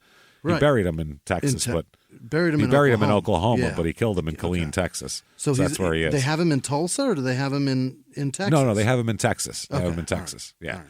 He's certainly in Texas, and that's where he is. He's in a lot of trouble. So he's in a lot of trouble. He is definitely going to be appealing because it's a death penalty case. So he's going to get a lot of appeals, but he doesn't have a lot of legs to stand They're on going to here. get him. Yeah. He's in deep shit. And if there's anybody who the death penalty was made for, he's begging for it. Yeah. This guy is fucking asking for it. That's a bad person. If you watch that trial as a juror and you're not even like a pro death penalty person, because we're not like yay death penalty just because they fuck it up a lot. Right, but They This fuck guy it up is a lot. just It's not even every for moral. action of his life is begging to be put out. Yeah. You'd be like, can we kill him as a jury? Honest to Christ, Can you tie him up and throw him on the floor and we'll just kick him to death? Because we all hate this man. That's a dangerous person. It's a very dangerous person. And it's a serial killer. So there we go. He's a serial killer. And we just covered him for you. Enjoy that. So much for listening. Thank you for listening to that crazy Christ. shit. And if you enjoyed that, tell everyone about it. Go. Get on whatever app you're listening on and give us 5 stars and say something nice. Helps drive us up the charts. Follow us on social media at Crime and Sports on Facebook and Twitter, at Small Town Murder on Instagram. So follow us all there. Hang out with us. ShutUpAndGiveMeMurder.com is the site. Go there. Get all your info. Tickets, merchandise, you name it, that's where you find it. Our other 2 shows you definitely want to listen to, Small Town Murder. If you want to hear about murders in small towns, like this one. This could have been a small town murder. We could have used it at that. Yeah. Either way, but we chose to go with Crime and Sports because there's plenty of murders, but not as many murderous athletes. Sure. So this place deserved it. So there you go. Check that out and do that. Your Stupid Opinions, our new show you certainly want to check out, where we laugh at people's stupid fucking opinions about everything. So check all that out. They're bad, dumb reviews. You certainly want Patreon. Patreon.com/crime and sports. Anybody $5 a month or above, you get it all. You bet. Whole back catalog. New episodes every other week. Yeah. This week is no different. What you have this week for Crime and Sports, we're going to talk about roller derby. What the fuck is... And we're doing this also because we have a lot of roller derby fans. Yeah. Like people that do Girls that roller do it. derby Yeah. that listen to our shows. We have... What is it? Is it wrestling? Is it fake? Is it What real? is Is it a that? sport? How do you get scoring? How did it happen? Yeah. What's the story? What's the deal? And also, I'm sure there's been some scandals and shit. Yeah. What's the We'll dig into story it. with that? We'll dig into all of that. Then for Small Town Murder, it's that time of year again. Yeah. About twice a year we visit this. It's Love After Lockup time, everybody. So much fun. Oh, we can't wait. We're so excited. We're going to talk about all the fuck-ups. There's a dead guy from this year boy. already. All right. Before every episode, they have to play like in memory of fucking thing because he's been dead since before the season even started. Unbelievable. So we'll talk all about that. That's patreon.com/crime and sports. And you'll get a shout out at the end of the show, which is right fucking now. Jimmie. Yeah.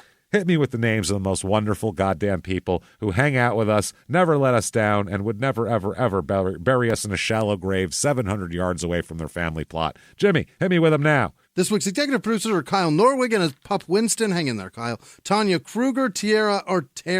Is it Tara Parker or Tiara Parker? I don't know. Jeff Watson also. Jeff, thank you so much for being such a goddamn rock star. He's such a good dude. I like that guy a lot. Yeah, we appreciate He likes the Raiders, but he's a good dude.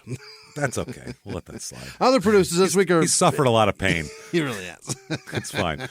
Other producers this week are Peyton Meadows, Alexandra Chico, Dr. Holden Scroats, urologist, Janice Hill, Lisa Gingrich, Steve Schnell, Greg McPeak, Rich O'Brien, Misty Queef. Oh, boy. Oh, boy. That's not real. Ed Lemon, 1. Lakota Wright, Matt McCune, Joanna Fan, Joanna, that's what it is. Marcus Lembrick Jr., Sunchild with no last name, Alex Tarkington, Peter Deutsch, David Kilgore, Kim Cox, Amanda Short, Kelsey Jacks, Christy Stewart, Connor Patrick Hefferman, Zoe Bowyer. It's Bowyer. Is it Bauer? Oh, boy, I don't know. Joni Roach, Kyle DeRoach, Kristen Musselman, Nicole Crumley, Alton, Afton Most, Amber Aversion. That can't be right. That's got to be an accidental correction. All right. Becca Cottrell, Nika with no last name, Men with no last name, Chelsea Watt, Sam Bloom, Wade Morrison, Peter Wargowski, Ashley Maroney, Adele Brownlee, Shabrianne McKendry, Shabrianne. All right. That's Justin cool. White, Bradley Castellan. That's a tough last. It's a tough handle. Jared Geiger, Tequila Nicole, Joel Joel Hurdell, Trisha with no last name, Kaylee maybe, Reeves, Filling, Filene, Leader? Fuck, I don't know. Barbie, Wojciechowski, Susan Shelton, Catherine Moore. I'm moving on. I can't do it. Can you do it, Katie? Cody Bogajutes. Boguzzo, Alan Bemis, Mindy Cass, Lewis Ludwig, BD. That's just the 2 letters. This show brought to you by B and D. Cayman. Number 1, motherfucker. Cayman Long, Jess with no last name, Jane Walks, Reagan and Stacy Hildebrand, Wayne Easlick, James, not Pietragallo, David Mongeris. Good for you. Marty Wilholt, Melissa loves you, or us, or everybody. Yoselin, oh boy, Yoselin, Oija, Quijada, that's what it is. There we go. Michael Rowley, Brett Baker, Stam, Newsom, Joey Sanchez, Logan Cook, Caitlin Reynolds, Danny Alvalis, Jason Wilson, Justin Kwasaborski, Erica Winnan, Riza, Cooperstein, Daniel with no last name, Amy Wood, Heather Strong, Kent Gerard, Stacy B, Travis Porter, Kate Hudson, Katie Hudson, Hudson, maybe Huston. Is it Katie? Is it Kate? I think she's just donating for her mom and dad. That's all it is. Probably, yeah. Patrick Whipple. Dylan Freeman, Hannah with no last name. Christian Allison Christian Cochran. Middlemas. Christian First worth with Cochran. that. It keeps the babies away until after marriage. Andrea Gomez, Jillian Adriana, Chris Towson, Rebecca Carey, Tyler Coates, Kindry with no last name, Onassis with no last name, Brian Smythe, Kenneth O'Hayes, nope, it's just Kenneth Hayes, Lisa O'Queerkick, Maddie Nolte, Mark Cole, Stephanie Maiden, John Greer, Jules with no last name, Linda Salvatore, Tim Glover, Susan Harris, Michelle Viata, Rebecca Herring, Keith Wilson, Brent Ming, Taryn Titus, Gilbert Espino, Natasha Whitman, Tabs with no last name, Diana Key, Brittany Shrimshire, Daniel Ruzanowski, that's right, Baron of Barnsley, Catherine O'Cleary, nope, that's just Cleary, Alex Hill, Holly Gibbs, Eileen Warden, Michael Hayuk, Allie with no last name, Maddie Hines, Connor with no last name, Annette Hollywood, Sheila Muncie, Peter Jessup, and all of our patrons. You're phenomenal. Thank you. Thank you so much, everybody. You wonderful, wonderful bastards. We do appreciate the shit out of what you do for us and keep doing for us on a daily, weekly, monthly, yearly basis. Thank you for hanging out with us. Thank you for doing everything. And keep coming back. You want to talk to either of us, find us on social media. ShutUpAndGiveMeMurder.com has the links to all of that. We'll be here. We're not going anywhere. Live from the Crime and Sports Studios. We will see you next week. Bye.